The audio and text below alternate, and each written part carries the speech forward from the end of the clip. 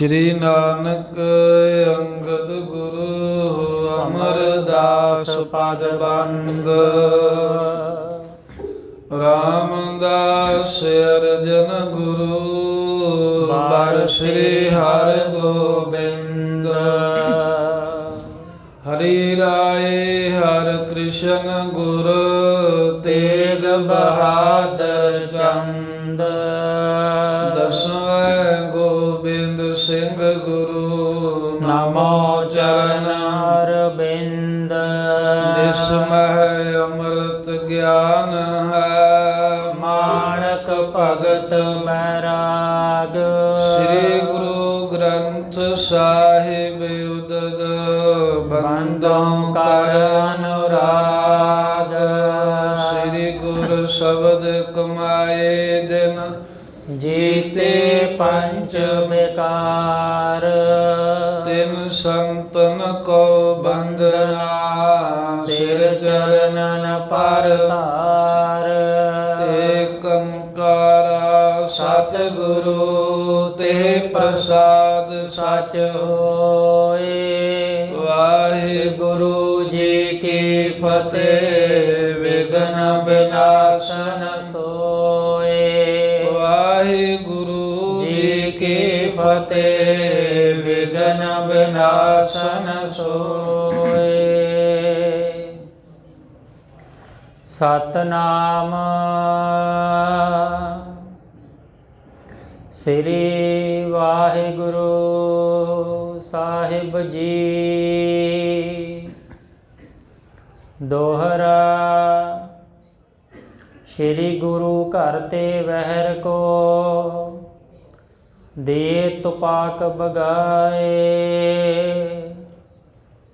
परे जाए कर तह कछु सिख हुते जिस थाए। श्री गुरु घर ते वहर को। वाहिगुरु जी का खालसा वाहिगुरु जी की फतेह।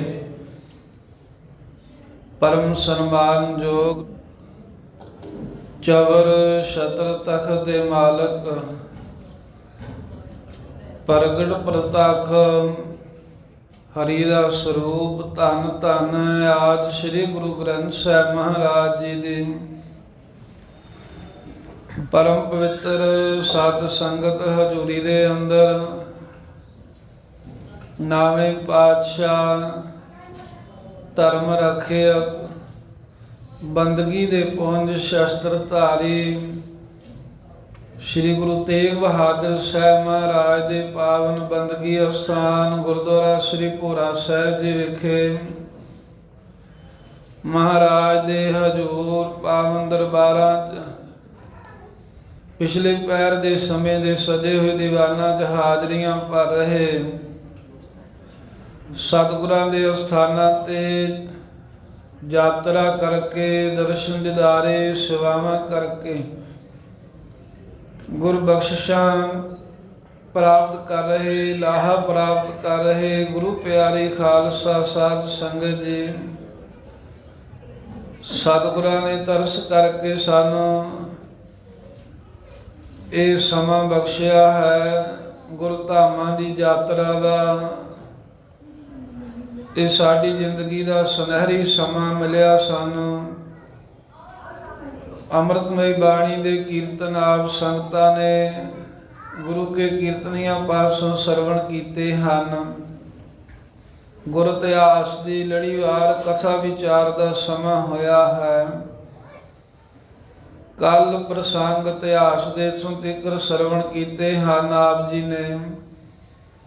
गुरु तेग बहादुर साहब महाराज नूं डराउण वास्ते दिल्ली दे विच एक खाली पई हवेली जिथे प्रेत आत्मावां दा वास है, जिथे दिन दे समय में कोई पैर नहीं रखदा दरवाजे ते रात नूं तां बड़ी दूर दी गल है।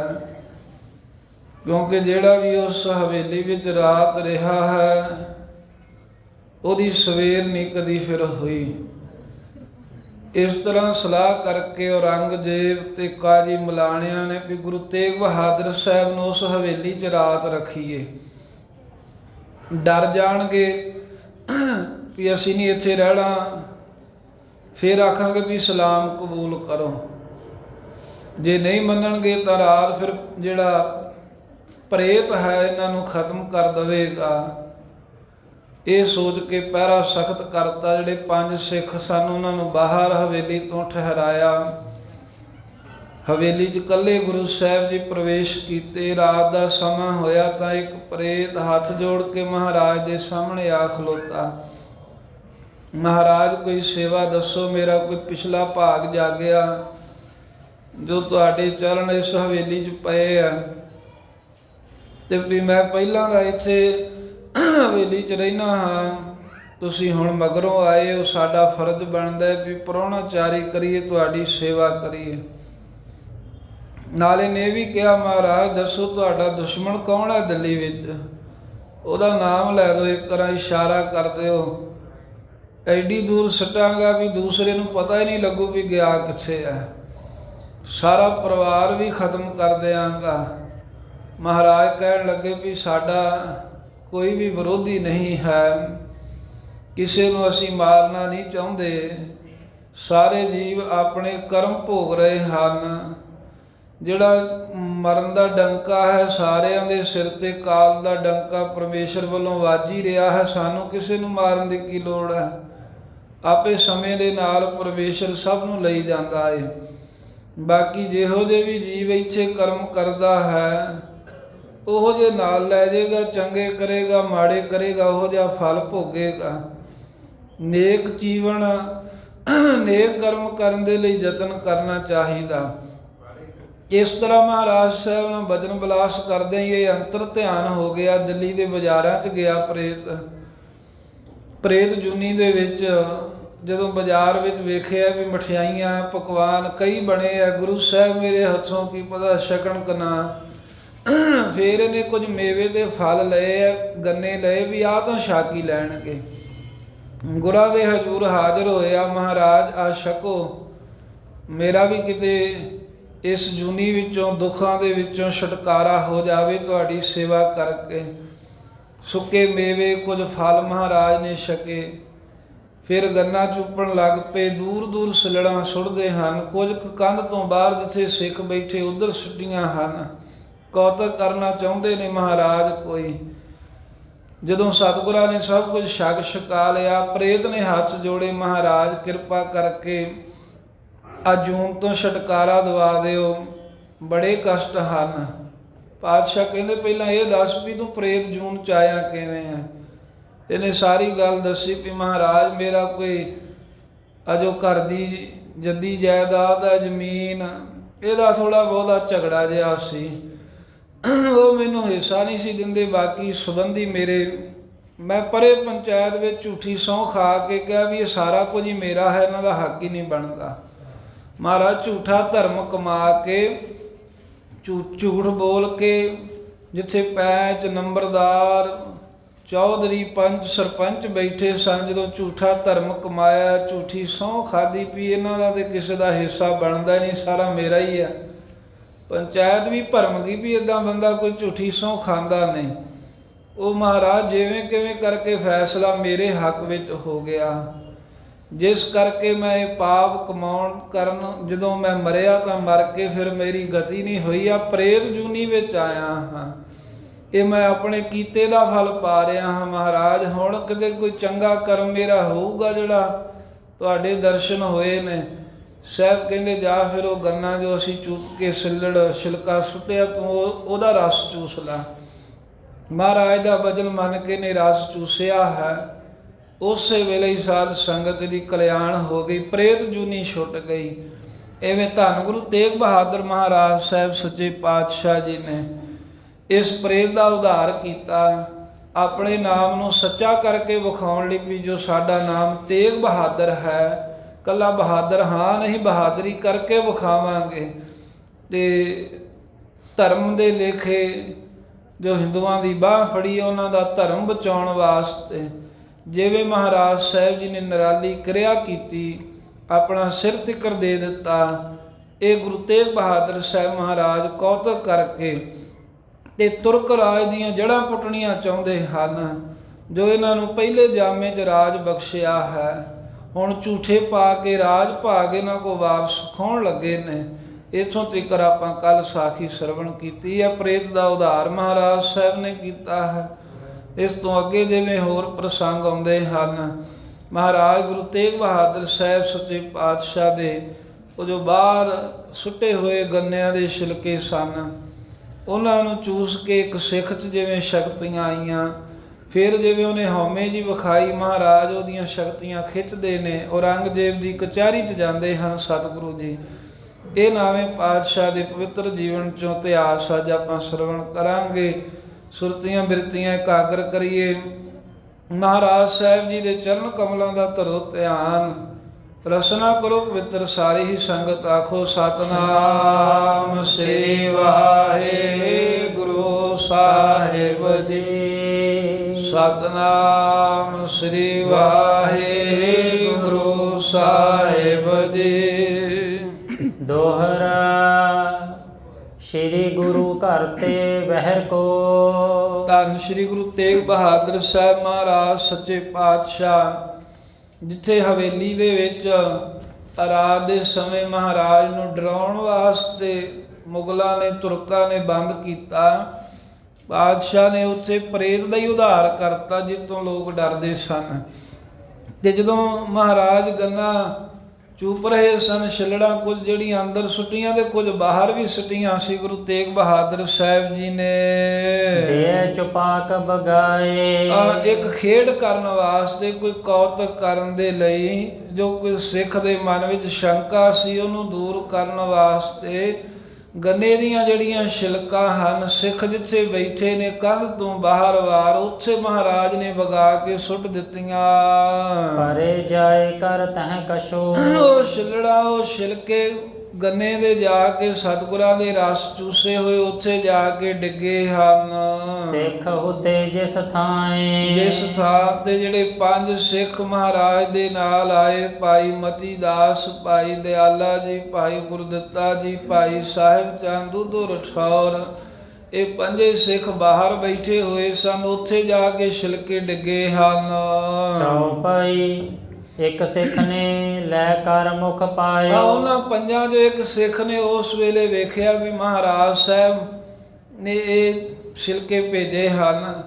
ਉਹ ਲੈ ਕੇ ਤੇ ਵੀ ਮੈਂ ਵੀ ਇਸ ਦਾ ਰਸ ਲੈ ਕੇ ਵੇਖਾਂ, ਚੱਖ ਕੇ ਵੇਖਾਂ ਵੀ ਇਹ ਗੰਨੇ ਦੇ ਛਿਲਕੇ ਤੇ ਇਹਦੇ ਵਿੱਚੋਂ ਰਸ ਚੂਸਾਂ। ਸਿੱਖ ਦਾ ਨਾਮ ਤਾਂ ਇੱਥੇ ਨਹੀਂ ਲਿਖਿਆ, ਉਹ ਕੁਝ ਇਤਿਹਾਸਕਾਰਾਂ ਨੇ ਭਾਈ ਦਿਆਲਾ ਲਿਖਿਆ, ਪਰ ਬਹੁਤਿਆਂ ਨੇ ਭਾਈ ਮਤੀ ਦਾਸ ਜੀ ਨਾਮ ਲਿਖਿਆ ਹੈ।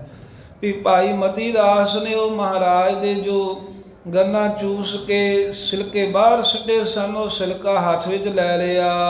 ਚੂਪਤ ਭਇਓ ਸਵਾਦ ਰਸ ਆਇਓ। ਕਹਿੰਦੇ ਵੀ ਮਨ ਵਿੱਚ ਆਇਆ ਵੀ ਇਹਨੂੰ ਮੈਂ ਵੀ ਚੂਪਾਂ, ਇਹਦਾ ਰਸ ਲਵਾਂ। ਜਦੋਂ ਚੂਪਿਆ ਹੈ ਉਸ ਛਿਲਕੇ ਨੂੰ, ਗੰਨੇ ਨੂੰ, ਤਾਂ ਬਹੁਤਾ ਹੀ ਸਵਾਦ, ਬਹੁਤਾ ਰਸ ਆਇਆ।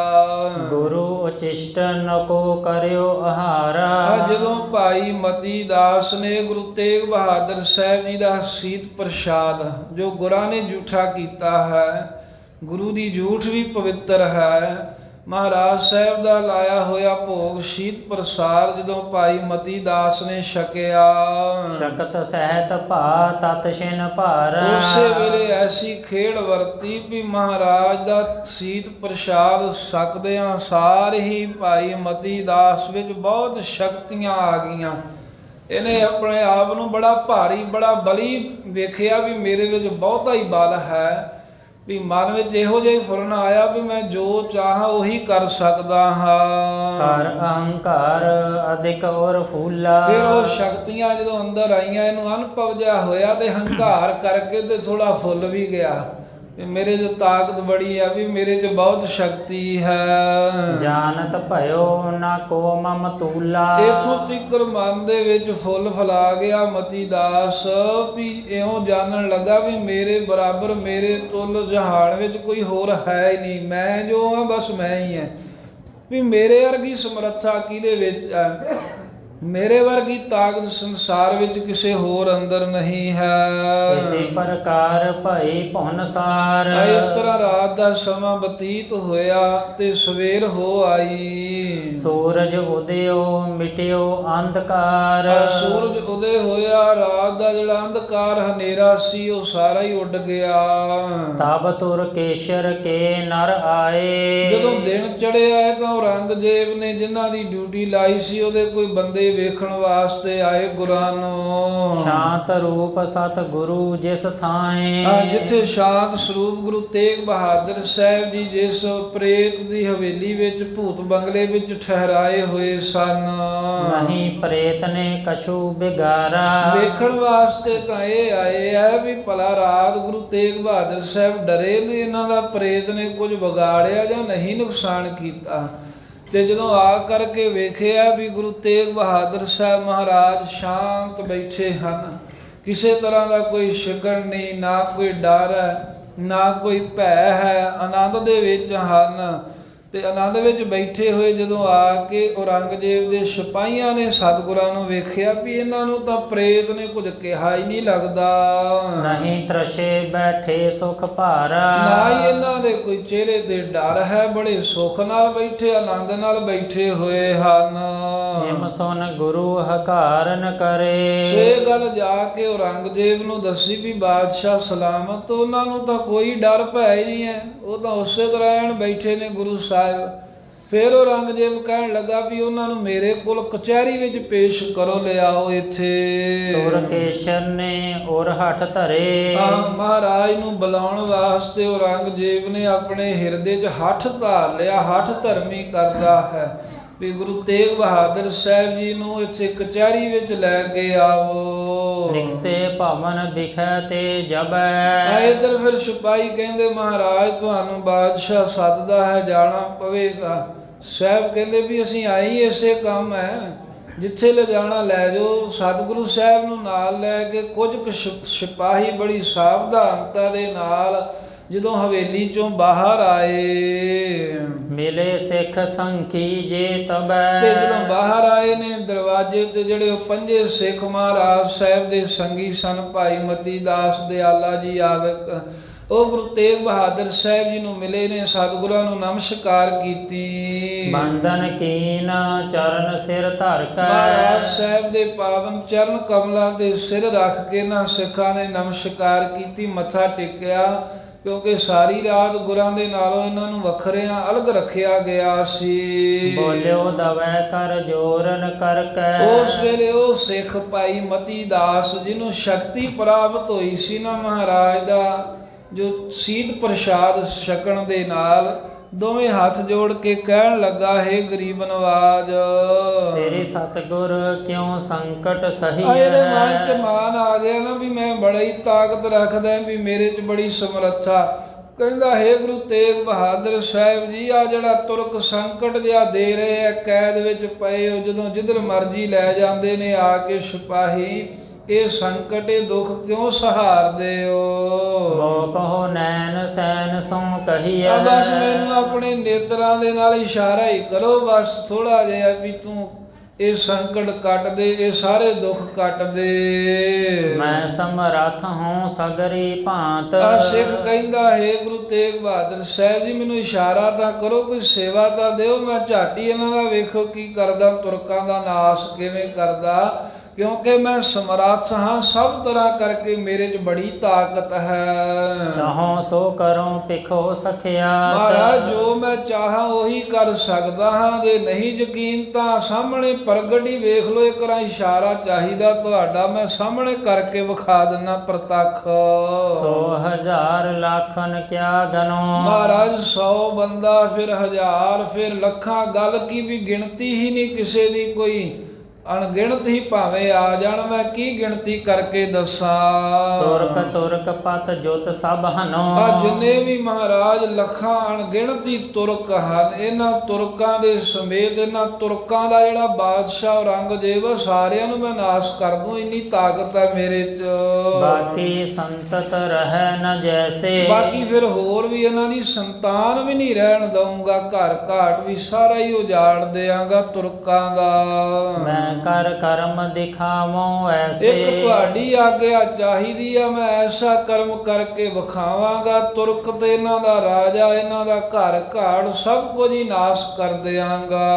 ਇਸ ਮਹਿ ਜੇ ਬਿਲੰਬ ਕਛ ਲਹੋ। ਤੇ ਮਹਾਰਾਜ ਜੇ ਤੁਹਾਨੂੰ ਇਹ ਵੀ ਲੱਗਦਾ ਹੈ ਨਾ ਵੀ ਇਹਨਾਂ ਨੂੰ ਕੱਲੇ ਕੱਲੇ ਨੂੰ ਮਾਰਨ ਵਿੱਚ ਕੋਈ ਦੇਰੀ ਲੱਗਦੀ ਹੈ, ਵੀ ਸਮਾਂ ਜ਼ਿਆਦਾ ਲੱਗ ਜਾਵੇਗਾ, ਅਪਰ ਕਰਉ ਜੇ ਆਇਸ ਕਹੋ। ਫਿਰ ਇੱਕ ਹੋਰ ਵੀ ਮੇਰੇ ਕੋਲੋਂ ਹੀਲਾ ਵਸੀਲਾ ਹੈ, ਬਸ ਤੁਸੀਂ ਆਗਿਆ ਕਰ ਦਿਓ। ਦਿੱਲੀ ਅਰ ਲਵ ਬੁਰ ਵੱਡ ਖਾਨਾ। ਕੱਲੇ ਕੱਲੇ ਨੂੰ ਮਾਰਨ ਦੀ ਥਾਂ ਮਹਾਰਾਜ ਇਕੱਠੇ ਹੀ ਇਹਨਾਂ ਤੁਰਕਾਂ ਦਾ ਕੰਮ ਨਿਬੇੜ ਦੂੰ। ਜਿੱਥੇ ਦਿੱਲੀ ਅਤੇ ਜਿਹੜਾ ਲਾਹੌਰ ਸ਼ਹਿਰ ਹੈ, ਜਿੱਥੇ ਸਭ ਤੋਂ ਜ਼ਿਆਦਾ ਇਹ ਤੁਰਕ ਰਹਿੰਦੇ ਹਨ, ਮਲੇਸ਼ ਰਹਿੰਦੇ ਹਨ ਪਰਿਵਾਰਾਂ ਸਮੇਤ। ਜਿਨ ਮਹਿ ਤੁਰਕਨ ਜ਼ੋਰ ਮਹਾਨਾ। ਜਿਸ ਦਿੱਲੀ ਤੇ ਲਾਹੌਰ ਵਿੱਚ ਮਹਾਰਾਜ ਇਹਨਾਂ ਦੁਸ਼ਟ ਤੁਰਕਾਂ ਦਾ ਬੜਾ ਭਾਰੀ ਜ਼ੋਰ ਹੈ, ਬੋਲ ਬਾਲਾ ਹੈ, ਟੱਬਰ ਕਬੀਲੇ ਵੀ ਇੱਥੇ ਰਹਿੰਦੇ ਹਨ। ਇਸਤਰੀ ਆਦ ਸੁਤਾ ਸੁਤ ਸਾਰੇ। ਇਸਤਰੀਆਂ ਧੀਆਂ ਪੁੱਤ ਇਹਨਾਂ ਦੇ ਸਮੇਤ ਸਾਰੇ ਹੀ ਬਸੇ ਮਲੇਸ਼ ਸਹਿਤ ਪਰਵਾਰ। ਇਹ ਮਹਾਰਾਜ ਮਲੇਸ਼ ਜਿਹੜੇ ਤੁਰਕ ਹਨ, ਸਾਰੇ ਲਾਹੌਰ ਤੇ ਦਿੱਲੀ ਵਿੱਚ ਪਰਿਵਾਰਾਂ ਦੇ ਸਮੇਤ, ਧੀਆਂ ਪੁੱਤਾਂ ਘਰ ਵਾਲੀ ਦੇ ਸਮੇਤ ਵਸਦੇ ਨੇ। ਦੋਨੋਂ ਨਗਰਨ ਕੀ ਛਿਤ ਜੇਤੀ। ਤੇ ਜੇ ਤੁਹਾਡੀ ਆਗਿਆ ਹੋ ਜਾਵੇ, ਕੱਲੇ ਕੱਲੇ ਵੱਲ ਹੋਣ ਦੇ ਨਾਲੋਂ ਚੰਗਾ ਵੀ ਮੈਂ ਲਾਹੌਰ ਤੇ ਦਿੱਲੀ ਦੀ ਜਿੰਨੀ ਵੀ ਮਹਾਰਾਜ ਧਰਤੀ ਆ, ਜਿੰਨੀ ਕੁ ਧਰਤੀ ਤੇ ਦੋਵੇਂ ਸ਼ਹਿਰ ਵਸੇ ਹਨ, ਆਪਣੇ ਹੱਥ ਉਠਾਵੋ ਤੇਤੇ। ਉਹ ਸਾਰੀ ਧਰਤੀ ਮੈਂ ਆਪਣੇ ਦੋਹਾਂ ਹੱਥਾਂ ਦੇ ਮਹਾਰਾਜ ਚੁੱਕ ਸਕਦਾ ਹਾਂ, ਇੰਨੀ ਮੇਰੇ ਚ ਤਾਕਤ ਹੈ। ਇੱਕ ਹੱਥ 'ਚ ਦਿੱਲੀ ਚੁੱਕ ਲਾਂਗਾ, ਇੱਕ ਤੇ ਲਾਹੌਰ ਚੁੱਕ ਲਾਂਗਾ। ਬੜੇ ਬੇਗ ਸੋ ਇਨ ਟਕਰਾਏ। ਤੇ ਬੜੀ ਤੇਜ਼ੀ ਦੇ ਨਾਲ ਫਿਰ ਦੋਹਾਂ ਨੂੰ ਮਹਾਰਾਜ ਆਪਸ ਵਿੱਚ ਟਕਰਾ ਦੇਵਾਂਗਾ, ਟੱਕਰ ਕਰਾ ਦਿਆਂਗਾ। ਭਗਨ ਕਰੋ ਮੰਦਰ ਸਮੁਦਾਇ। ਜਿੰਨੇ ਵੀ ਵਸੋਂ ਦੇ ਵਿੱਚ ਬਣੇ ਹੋਏ ਮੰਦਰ ਮਕਾਨ ਨੇ ਦੋਵਾਂ ਸ਼ਹਿਰਾਂ ਦੇ, ਸਾਰੇ ਹੀ ਮੈਂ ਨਾਸ ਕਰ ਦਿਆਂਗਾ, ਭੰਨ ਤੋੜ ਦਿਆਂਗਾ। ਹੁਣ ਆਉਂਦੇ ਕਰ ਦੇਵੋਂ ਗੇਰ। ਤੇ ਪਹਿਲਾਂ ਤਾਂ ਸਭ ਘਰ ਘਾੜ ਜਿਹੜੇ ਭੰਨ ਕੇ ਫਿਰ ਪੁੱਠੇ ਕਰਕੇ ਦੋਵੇਂ ਸ਼ਹਿਰ ਦੋਵੇਂ ਪੁਰੀਆਂ ਨੂੰ ਹੇਠਾਂ ਸਿੱਟ ਦਿਆਂਗਾ। ਜਿਸ ਤੇ ਦੁਸ਼ਟ ਨਾ ਉਖ ਸਹਿ ਫੇਰ। ਫੇਰ ਮਹਾਰਾਜ ਜਦੋਂ ਇੱਕ ਵਾਰ ਮੈਂ ਇਹ ਖੇਡ ਵਰਤਾਤੀ ਨਾ, ਜਿਹੜੇ ਦੁਸ਼ਟ ਤੁਰਕ ਹਨ ਫੇਰ ਕੁਸਕਣਗੇ ਨਹੀਂ। ਲਾਹੌਰ ਤੇ ਦਿੱਲੀ ਦੋਵਾਂ ਨੂੰ ਮਲਿਆ ਮੇਟ ਕਰ ਸਕਦਾ, ਇੰਨੀ ਮੇਰੇ ਚ ਤਾਕਤ ਹੈ। ਇਤਿਆਦਕ ਹੈ ਸ਼ਕਤ ਵਿਸਾਲਾ। ਇਤਿਆਦਕ ਹੋਰ ਵੀ ਮਹਾਰਾਜ ਮੇਰੇ ਵਿੱਚ ਬਹੁਤ ਸ਼ਕਤੀ, ਮੇਰੇ ਵਿੱਚ ਬਹੁਤ ਤਾਕਤ ਹੈ। ਬਸ ਇੱਕ ਵਾਰ ਇਸ਼ਾਰਾ ਤੇ ਕਰੋ, ਹੁਕਮ ਤਾਂ ਕਰੋ। ਕਾਤੋਂ ਐਵੇਂ ਤੁਰਕਾਂ ਦੇ ਦੁੱਖ ਝੱਲਦੇ ਹੋ? ਬਾਕ ਆਪ ਕੀ ਜਿਹੇ ਸਕਾਲਾ। ਜਿਹੜਾ ਵੀ ਤੁਹਾਡਾ ਇਸ ਵੇਲੇ ਮਹਾਰਾਜ ਬਾਕ ਆਪ ਕੀਜੈ ਇਸ ਕਾਲਾ। ਇਸ ਵੇਲੇ ਮਹਾਰਾਜ ਤੁਸੀਂ ਬਚਨ ਕਹੋ ਤਾਂ ਸਹੀ, ਮੁਖੋ ਹੁਕਮ ਤਾਂ ਕਰੋ, ਇੱਕ ਵਾਰ ਤੁਰਕਾਂ ਨੂੰ ਮੇਟ ਦਿਆਂਗਾ। ਰਾਵਰ ਕੇਰ ਅਨਾਦਰ ਕਰਾਈ। ਮਹਾਰਾਜ ਆਪ ਜੀ ਦਾ ਅਨਾਦਰ ਕਰ ਰਹੇ ਹਨ ਦੁਸ਼ਟ ਲੋਕ, ਕੈਦ ਵਿੱਚ ਰੱਖਿਆ ਪਾ ਕੇ। ਤੁਰਕ ਮੰਦ ਮਤ ਕੁਛ ਨਾ ਵਿਚਰਾਈ। ਇਹ ਮਹਾਰਾਜ ਜੀ ਉਹ ਤੁਰਕ ਮੰਦੀ ਮਤ ਵਾਲੇ ਨੇ, ਕੁਝ ਚੰਗਾ ਵਿਚਾਰ ਸੁਝਦਾ ਉੜਦਾ ਹੀ ਨਹੀਂ ਹੈ। ਮਾਇਆ ਦਾ ਪੜਦਾ ਪਿਆ, ਹੰਕਾਰ ਦਾ ਇਹਨਾਂ ਤੇ ਨਸ਼ੇ, ਇਹਨਾਂ ਰਾਜ ਭਾਗ ਦੇ ਨਸ਼ੇ ਜੈਸੇ ਮਦਹੋਸ਼ ਹੋਏ ਆ। ਇਹ ਕੋਈ ਵਿਚਾਰਦਾ ਹੀ ਨਹੀਂ ਹੈ ਵੀ ਅਸੀਂ ਗੁਰੂ ਤੇਗ ਬਹਾਦਰ ਸਾਹਿਬ ਜੀ ਨੂੰ ਸੰਕਟ ਦੇ ਰਹੇ ਹਾਂ। ਚੌਕੀਦਾਰ ਖਰੇ ਚਾਹੋਂ ਪਾਸੇ। ਵੇਖੋ ਕਿਵੇਂ ਮਹਾਰਾਜ ਪਹਿਰਾ ਦੇਣ ਵਾਸਤੇ ਦੁਸ਼ਟ ਤੁਹਾਡੇ ਚਾਰ ਸਵੇਰੇ ਘੇਰਾ ਪਾ ਕੇ ਖਲੋਤੇ ਨੇ। ਰਾਤ ਵੀ ਸਾਨੂੰ ਨੇੜੇ ਨਹੀਂ ਤੁਹਾਡੇ ਜਾਣ ਦਿੱਤਾ, ਕਹਿੰਦੇ ਵੀ ਸਾਡੀ ਡਿਊਟੀ ਹੈ, ਸਾਡੀ ਨੌਕਰੀ ਹੈ। ਕੈਦ ਕਰਿਓ ਚਾਹਤ ਦੁਖ ਰਾਸੇ। ਮਹਾਰਾਜ ਜੀ ਉਹ ਤੁਹਾਨੂੰ ਕੈਦ ਕੀਤਾ ਹੋਇਆ ਇਹਨਾਂ ਤੁਰਕਾਂ ਨੇ, ਤੇ ਬਹੁਤ ਦੁੱਖ ਦੇਣਾ ਚਾਹੁੰਦੇ ਹਨ ਮਲੇਸ਼। ਇਨ ਤੇ ਕਿਉਂ ਸਹੀਏ ਅਪਮਾਨ। ਦੱਸੋ ਕਹੇ ਗੁਰੂ ਤੇਗ ਬਹਾਦਰ ਸਾਹਿਬ ਮਹਾਰਾਜ, ਜਦੋਂ ਮੇਰੇ 'ਚ ਇੰਨੀ ਤਾਕਤ ਸਮਰੱਥਾ ਹੈ, ਫਿਰ ਆਗਿਆ ਕਰੋ, ਕਾਹਦੇ ਵਾਸਤੇ ਇਹਨਾਂ ਦੁਸ਼ਟਾਂ ਦਾ ਅਪਮਾਨ ਅਨਾਦਰ ਸਹਾਰ ਰਹੇ ਹੋ? ਐਸੀ ਕਰਹੁ ਪਰਹਿ ਪਗ ਆਨ। ਇਹੋ ਜੀ ਮਾਰ ਇਹਨਾਂ ਦੇ ਮਹਾਰਾਜ ਕਰਾਂਗਾ, ਸਾਰੇ ਤੁਹਾਡੇ ਪੈਰੀ ਆ ਕੇ ਪੈ ਜਾਣਗੇ ਵੀ ਬਖਸ਼ਾ ਲਓ ਮਹਾਰਾਜ, ਤੁਹਾਡਾ ਸਿੱਖ ਤਾਂ ਮਾਰਦੇ ਲੱਗਾ ਸਾਨੂੰ। ਏਮ ਸਿੱਖ ਤੇ ਸੁਨ ਕਰ ਮੁਸਕਾਏ। ਜਦੋਂ ਇਦਾਂ ਸਿੱਖ ਦੇ ਕੋਲੋਂ ਭਾਈ ਮਤੀ ਦਾਸ ਦੇ ਕੋਲੋਂ ਗੁਰੂ ਤੇਗ ਬਹਾਦਰ ਸਾਹਿਬ ਨੇ ਸੁਣਿਆ ਨਾ ਵੀ ਮਹਾਰਾਜ ਤੁਹਾਡੀ ਆਗਿਆ ਹੋਵੇ, ਸਭ ਲਾਹੌਰ ਦਿੱਲੀ ਮਲਿਆ ਮੇਟ ਕਰ ਦੂੰਗਾ, ਮੇਰੇ 'ਚ ਬੜੀ ਤਾਕਤ ਹੈ। ਸੁਣ ਕੇ ਗੁਰੂ ਤੇਗ ਬਹਾਦਰ ਸਾਹਿਬ ਮੁਸਕਰਾ ਪਏ। ਕਹੀ ਬਾਹਾਂ ਗੁਰ ਹਾਥ ਦਬਾਏ। ਮਹਾਰਾਜ ਕਹਿੰਦੇ ਉਹਦੇ ਨੇੜੇ ਹੋ। ਹਾਂ, ਨੇੜੇ ਹੋਇਆ ਤੇ ਇਹਦੀ ਬਾਹ ਫੜ ਕੇ ਸਤਿਗੁਰੂ ਸਾਹਿਬ ਨੇ ਹੱਥ ਘੁੱਟ ਦਿੱਤਾ ਆਪਣੇ ਹੱਥ ਦੇ ਨਾਲ ਸਿੱਖ ਦਾ। ਐਂਚਨ ਕੀਨ ਸ਼ਕਤ ਜੇ ਭਾਈ। ਆ ਜਿੰਨੇ ਵੀ ਸੀਤ ਪ੍ਰਸ਼ਾਦ ਛਕਣ ਦੇ ਨਾਲ ਮਹਾਰਾਜ ਦੇ ਸ਼ਕਤੀ ਆਈ ਸੀ ਇਹਦੇ ਅੰਦਰ, ਸਤਿਗੁਰਾਂ ਨੇ ਹੱਥ ਘੁੱਟ ਕੇ ਸਾਰੀਆਂ ਸ਼ਕਤੀਆਂ ਤਾਕਤਾਂ ਇਹਦੇ ਵਿੱਚੋਂ ਖਿੱਚ ਹੀ ਲਈਆਂ ਵੀ ਇਹਦੇ ਕੋਲ ਤਾਂ ਜਰਿਆ ਹੀ ਨਹੀਂ ਜਾਂਦਾ ਕੁਝ। ਸ਼ੋਸ਼ੀ ਦੇਹ ਤਥਾ ਹੋਏ ਗਈ। ਜਿੱਦਾਂ ਦਾ ਪਹਿਲਾਂ ਸੀ ਫੇਰ ਉਸੇ ਤਰ੍ਹਾਂ ਦੇਹੀ ਖਾਲੀ ਹੀ ਹੋ ਗਈ। ਭਾਈ ਮਤੀ ਦਾਸ ਦੇ ਵਿੱਚ ਆਈਆਂ ਸ਼ਕਤੀਆਂ ਨਾਵੇਂ ਪਾਤਸ਼ਾਹ ਨੇ ਵਾਪਸ ਖਿੱਚ ਲਈਆਂ। ਜਥਾ ਊਖ ਤੇ ਰਸ ਨਿਕਸਾਵੈ। ਜਿਵੇਂ ਕਹਿੰਦੇ ਵੀ ਕੋਈ ਕੁਲਹਾੜੀ ਦੇ ਵਿੱਚ ਗੰਨਾ ਪਾ ਕੇ ਉਹਦੇ ਵਿੱਚੋਂ ਰਸ ਕੱਢ ਲੈਂਦਾ ਹੈ ਨਾ ਗੰਨੇ ਦਾ, ਹੋਰ ਰਹੇ ਬਿਨ ਸਾਰ ਗਿਰਾਵੈ। ਬਸ ਉਹ ਖੋਰ ਜਿਹਾ ਹੀ ਰਹਿ ਜਾਂਦਾ ਹੈ ਨਾ ਮਗਰ, ਤੇ ਜਿਹੜਾ ਸਾਰ ਹੁੰਦਾ ਰੋਹ ਹੁੰਦੀ ਹੈ, ਜਿਹੜਾ ਰਸ ਹੁੰਦਾ ਹੈ ਉਹ ਵੱਖਰਾ ਕੱਢ ਲੈਂਦੇ ਆ ਤੇ ਬਾਅਦ ਦੇ ਵਿੱਚ ਫੋਕ ਜਿਹਾ ਹੀ ਰਹਿ ਜਾਂਦਾ ਹੈ। ਇਸੇ ਤਰ੍ਹਾਂ ਗੁਰੂ ਤੇਗ ਬਹਾਦਰ ਸਾਹਿਬ ਜੀ ਨੇ ਕੀਤਾ। ਸਾਰੀਆਂ ਸ਼ਕਤੀਆਂ ਦਾ ਰਸ ਜਿਹਾ ਇਹਦੇ ਵਿੱਚੋਂ ਕੱਢ ਹੀ ਲਿਆ, ਫੋਕਦੀ ਨਹੀਂ ਆਈ, ਬਸ ਰਹਿ ਗਿਆ। ਭਇਓ ਅਸਾਰ ਲਖਿਓ ਮਨ ਮਾਹੀ। ਤੇ ਇੱਕਦਮ ਹੀ ਜਦੋਂ ਇਹਨੇ ਵੇਖਿਆ ਨਾ ਵੀ ਜਦੋਂ ਮਹਾਰਾਜ ਨੇ ਹੱਥ ਘੁੱਟਿਆ ਹੈ ਤਾਂ ਸਿੱਖ ਵੇਖਦਾ ਹੈ ਵੀ ਹੁਣ ਤਾਂ ਮੇਰੇ ਵਿੱਚ ਕੋਈ ਤਾਕਤ ਸ਼ਕਤੀ ਜਿਵੇਂ ਰਹਿ ਹੀ ਨਹੀਂ ਗਈ। ਪ੍ਰਥਮ ਸ਼ਕਤ ਔਰ ਪਈਅਤ ਨਾਹੀ। ਵੀ ਜੋ ਦਿਲ ਵਿੱਚ ਪਹਿਲਾਂ ਸ਼ਕਤੀਆਂ ਸਨ ਵੀ ਮੈਂ ਸਾਰਾ ਕੁਝ ਕਰ ਸਕਦਾ, ਵੀ ਉਹ ਤਾਂ ਤਾਕਤ ਹੀ ਨਹੀਂ ਮੇਰੇ ਵਿੱਚ ਹੁਣ। ਪਛਤਾਪ ਕਰਤ ਦੁਖ ਪਾਵੇ। ਫਿਰ ਪਛਤਾਉਣ ਲੱਗ ਪਿਆ ਵੀ ਇੰਨੀਆਂ ਸ਼ਕਤੀਆਂ ਮਿਲੀਆਂ ਸੀ, ਫਿਰ ਖਾਲੀ ਹੋ ਗਿਆ, ਦੁੱਖ ਪਾਉਣ ਲੱਗਾ, ਦੁਖੀ ਹੋ ਗਿਆ ਸਿੱਖ। ਇਹ ਕਿਆ ਭਇਓ ਹਿਰਦੈ ਮੁਰਝਾਵੇ। ਇਸ ਤਰ੍ਹਾਂ ਸੋਚਦਾ ਹੈ, ਹਿਰਦਾ ਮੁਰਝਾ ਗਿਆ। ਕਹਿੰਦਾ ਇਹ ਕੀ ਹੋ ਗਿਆ ਇੱਕਦਮ ਹੀ ਮੇਰੇ ਨਾਲ, ਵੀ ਮੈਂ ਤਾਂ ਬੜੀ ਸਮਰੱਥਾ ਰੱਖਦਾ ਸੀ, ਤਾਕਤ ਰੱਖਦਾ ਸੀ, ਹੁਣੇ ਸਤਿਗੁਰਾਂ ਨੂੰ ਵੀ ਦੱਸਿਆ ਵੀ ਮੇਰੇ 'ਚ ਬੜੀ ਤਾਕਤ ਹੈ। ਸਤਿਗੁਰ ਕਹਿਓ ਕਰਹੁ ਜਿਮ ਹੋਵੇ। ਜਦੋਂ ਇਹਨੂੰ ਹੌਲਾ ਜਿਹਾ ਕਰਤਾ ਨਾ, ਸ਼ਕਤੀਆਂ ਖਿੱਚ ਲੀਆਂ ਸਿੱਖ ਅੰਦਰੋਂ, ਉਦੋਂ ਫਿਰ ਗੁਰੂ ਤੇਗ ਬਹਾਦਰ ਸਾਹਿਬ ਜੀ ਕਹਿਣ ਲੱਗੇ, ਹਾਂ ਭਾਈ ਗੁਰਸਿੱਖਾ, ਜੋ ਜਿਵੇਂ ਹੁਣੇ ਤੂੰ ਇੱਥੇ ਸਾਨੂੰ ਕਹਿਣਾ ਸਾਂ ਵੀ ਦਿੱਲੀ ਲਾਹੌਰ ਦੋਵੇਂ ਆਪਸ ਵਿੱਚ ਟਕਰਾ ਦਿਆਂਗਾ, ਸਤਿਗੁਰ ਕਹਿਓ ਕਰੋ ਜਿਮ ਹੋਵੇ। ਜਿਵੇਂ ਤੇਰੇ ਕੋ ਹੋ ਸਕਦਾ ਨਾ, ਜੋ ਤੂੰ ਕਰਨਾ ਚਾਹੁੰਦਾ ਜਾ, ਸਾਡੀ ਆਗਿਆ ਉਵੇਂ ਹੀ ਕਰ ਲੈ। ਟਕਰਾ ਬਹੁਪੁਰ ਜੇ ਵੱਡ ਦੋਵੇਂ। ਜਿਹੜੀਆਂ ਦੋਵੇਂ ਵੱਡੀਆਂ ਪੁਰੀਆਂ ਦਿੱਲੀ ਤੇ ਲਾਹੌਰ ਨੇ, ਜੇ ਤੂੰ ਟਕਰਾ ਸਕਦਾ ਇਹਨਾਂ ਦੀ ਧਰਤੀ ਚੁੱਕ ਕੇ ਆਪਸ ਵਿੱਚ, ਤਾਂ ਕਹਿੰਦੇ ਟਕਰਾ ਦੇ, ਫਿਰ ਤੈਨੂੰ ਰੋਕਿਆ ਕਿੰਨੇ ਐ। ਤਿਮ ਸੁਨ ਕਹਿ ਬੋਲਿਓ ਕਰ ਜੋਰ। ਜਦੋਂ ਮਹਾਰਾਜ ਸਾਹਿਬ ਜੀ ਨੇ ਕਿਹਾ ਵੀ ਵਿਖਾ ਸ਼ਕਤੀ, ਤਾਂ ਦੋਵੇਂ ਹੱਥ ਜੋੜ ਕੇ ਭਾਈ ਮਤੀ ਦਾਸ ਕਹਿਣ ਲੱਗਾ, ਭਇਓ ਦੀਨ ਦਿਖ ਤਿੰਨ ਮੁਖ ਔਰ। ਦੀਨ ਨਿਮਾਣਾ ਜਿਹਾ ਆਜਿਜ਼ ਜਿਹਾ ਹੋ ਕੇ ਗੁਰੂ ਤੇਗ ਬਹਾਦਰ ਸਾਹਿਬ ਮਹਾਰਾਜ ਵੱਲ ਵੇਖ ਕੇ, ਸਤਿਗੁਰਾਂ ਦੇ ਚਿਹਰੇ ਵੱਲ, ਮੁਖ ਵੱਲ ਤੱਕ ਕੇ ਕਹਿੰਦਾ ਹੈ, ਕਰਨ ਹਰਨ ਜਗ ਕੇ ਤੁਮ ਵਰਤਾ। ਮਹਾਰਾਜ ਤੁਸੀਂ ਹੀ ਸਭ ਵਰਤਾਰੇ ਹੋ, ਜਗ ਨੂੰ ਪੈਦਾ ਵੀ ਕਰ ਸਕਦੇ ਹੋ, ਨਾਸ ਵੀ ਕਰ ਦਿੰਦੇ ਹੋ। ਚਾਹੇ ਕਰੋ ਸਭ ਹਿਨ ਕੇ ਕਰਤਾ। ਤੁਸੀਂ ਸਾਰੇ ਜਗਤ ਦੇ ਕਰਤਾ ਰਚਨਹਾਰ ਹੋ। ਜੋ ਗੁਰੂ ਤੇਗ ਬਹਾਦਰ ਸਾਹਿਬ ਜੀ ਤੁਸੀਂ ਚਾਹੋ ਉਹੀ ਕਰਦੇ ਹੋ, ਕਰ ਸਕਦੇ ਹੋ। ਲਖੀ ਨਾ ਮਹਿਮਾ ਅਧਿਕ ਪ੍ਰਤਾਪਾ।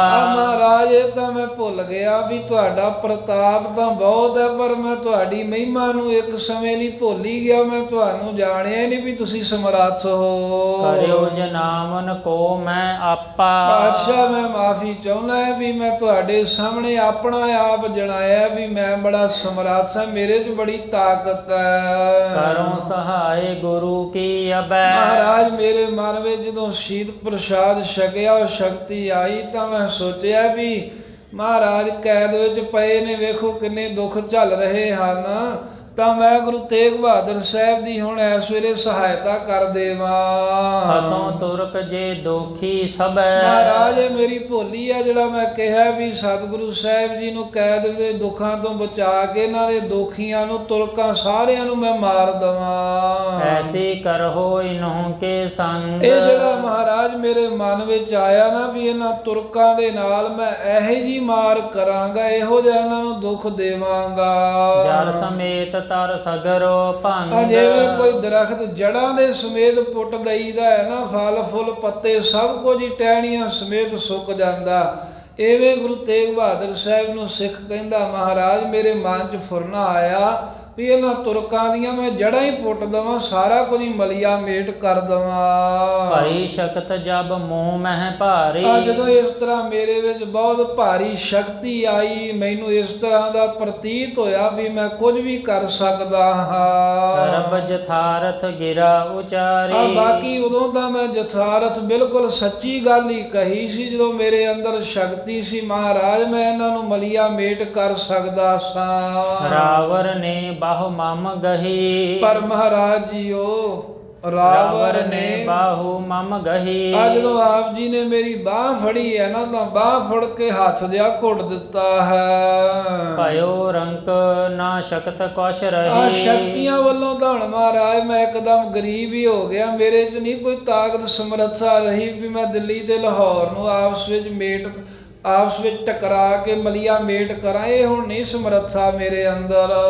ਅਖਿਲ ਬਿਨਾਸਿਓ ਜੋ ਮਮ ਦਾਪ। ਇਹ ਮਹਾਰਾਜ ਜਿਹੜਾ ਮੇਰੇ ਅੰਦਰ ਹੰਕਾਰ ਜਿਹਾ ਆਇਆ ਸੀ ਨਾ, ਤੁਸੀਂ ਸ਼ਕਤੀਆਂ ਖਿੱਚ ਕੇ ਉਹ ਮੈਂ ਵੇਖਿਆ ਵੀ ਸਾਰਾ ਹੀ ਨਾਸ਼ ਕਰ ਦਿੱਤਾ ਹੈ। ਜਿਮ ਬਾਂਸ਼ਤ ਤਿਮ ਵਰਤੋ ਆਪ। ਹੁਣ ਮੈਂ ਨਹੀਂ ਮਹਾਰਾਜ ਕੁਝ ਕਹਿੰਦਾ, ਹੱਥ ਜੋੜ ਕੇ ਸਿੱਖ ਕਹਿਣ ਲੱਗਾ ਜਿਵੇਂ ਮਹਾਰਾਜ ਤੁਸੀਂ ਚਾਹੁੰਦੇ ਹੋ ਨਾ, ਜਿਵੇਂ ਤੁਹਾਨੂੰ ਚੰਗਾ ਲੱਗਦਾ ਉਸੇ ਤਰ੍ਹਾਂ ਹੀ ਵਰਤੋ, ਜਿਵੇਂ ਤੁਹਾਨੂੰ ਭਾਉਂਦਾ ਹੈ ਉਸੇ ਅਨੁਸਾਰ ਹੀ ਮਹਾਰਾਜ ਅਸੀਂ ਰਹਾਂਗੇ। ਧੀਰਜ ਸਹਿਤ ਗੰਭੀਰ ਉਦਾਰਾ। ਕਿਉਂਕਿ ਆਪ ਬੜੇ ਧੀਰਜ ਦੇ ਸਹਿਤ ਹੋ, ਕੈਦ ਵਿੱਚ ਪਏ ਵੀ ਕੋਈ ਪਰੇਸ਼ਾਨੀ ਨਹੀਂ ਹੈ, ਬੜੇ ਗੰਭੀਰ ਹੋ, ਬਹੁਤ ਹੀ ਮਹਾਰਾਜ ਉਦਾਰ ਹੋ, ਖੁੱਲ੍ਹ ਦਿਲੇ ਹੋ, ਪਰਉਪਕਾਰੀ ਹੋ। ਕਮਨ ਲਖੈ ਪਿਪਰਾਏ ਤੁਮਾਰਾ। ਤੁਹਾਡਾ ਤਾਤ ਪਰਜੇ ਕੀ ਹੈ, ਤੁਸੀਂ ਕੀ ਮਹਾਰਾਜ ਕਰਨਾ ਚਾਹੁੰਦੇ ਹੋ ਜੋ ਆਪਣੇ ਆਪ ਨੂੰ ਕੈਦ ਵਿੱਚ ਪਾਇਆ ਹੋਇਆ ਹੈ, ਇਹ ਕੌਣ ਜਾਣ ਸਕਦਾ, ਅਸੀਂ ਨਹੀਂ ਸਮਝ ਸਕਦੇ। ਰਚੋ ਭਵੇਖਿਅਤ ਕਿਆ ਸੋ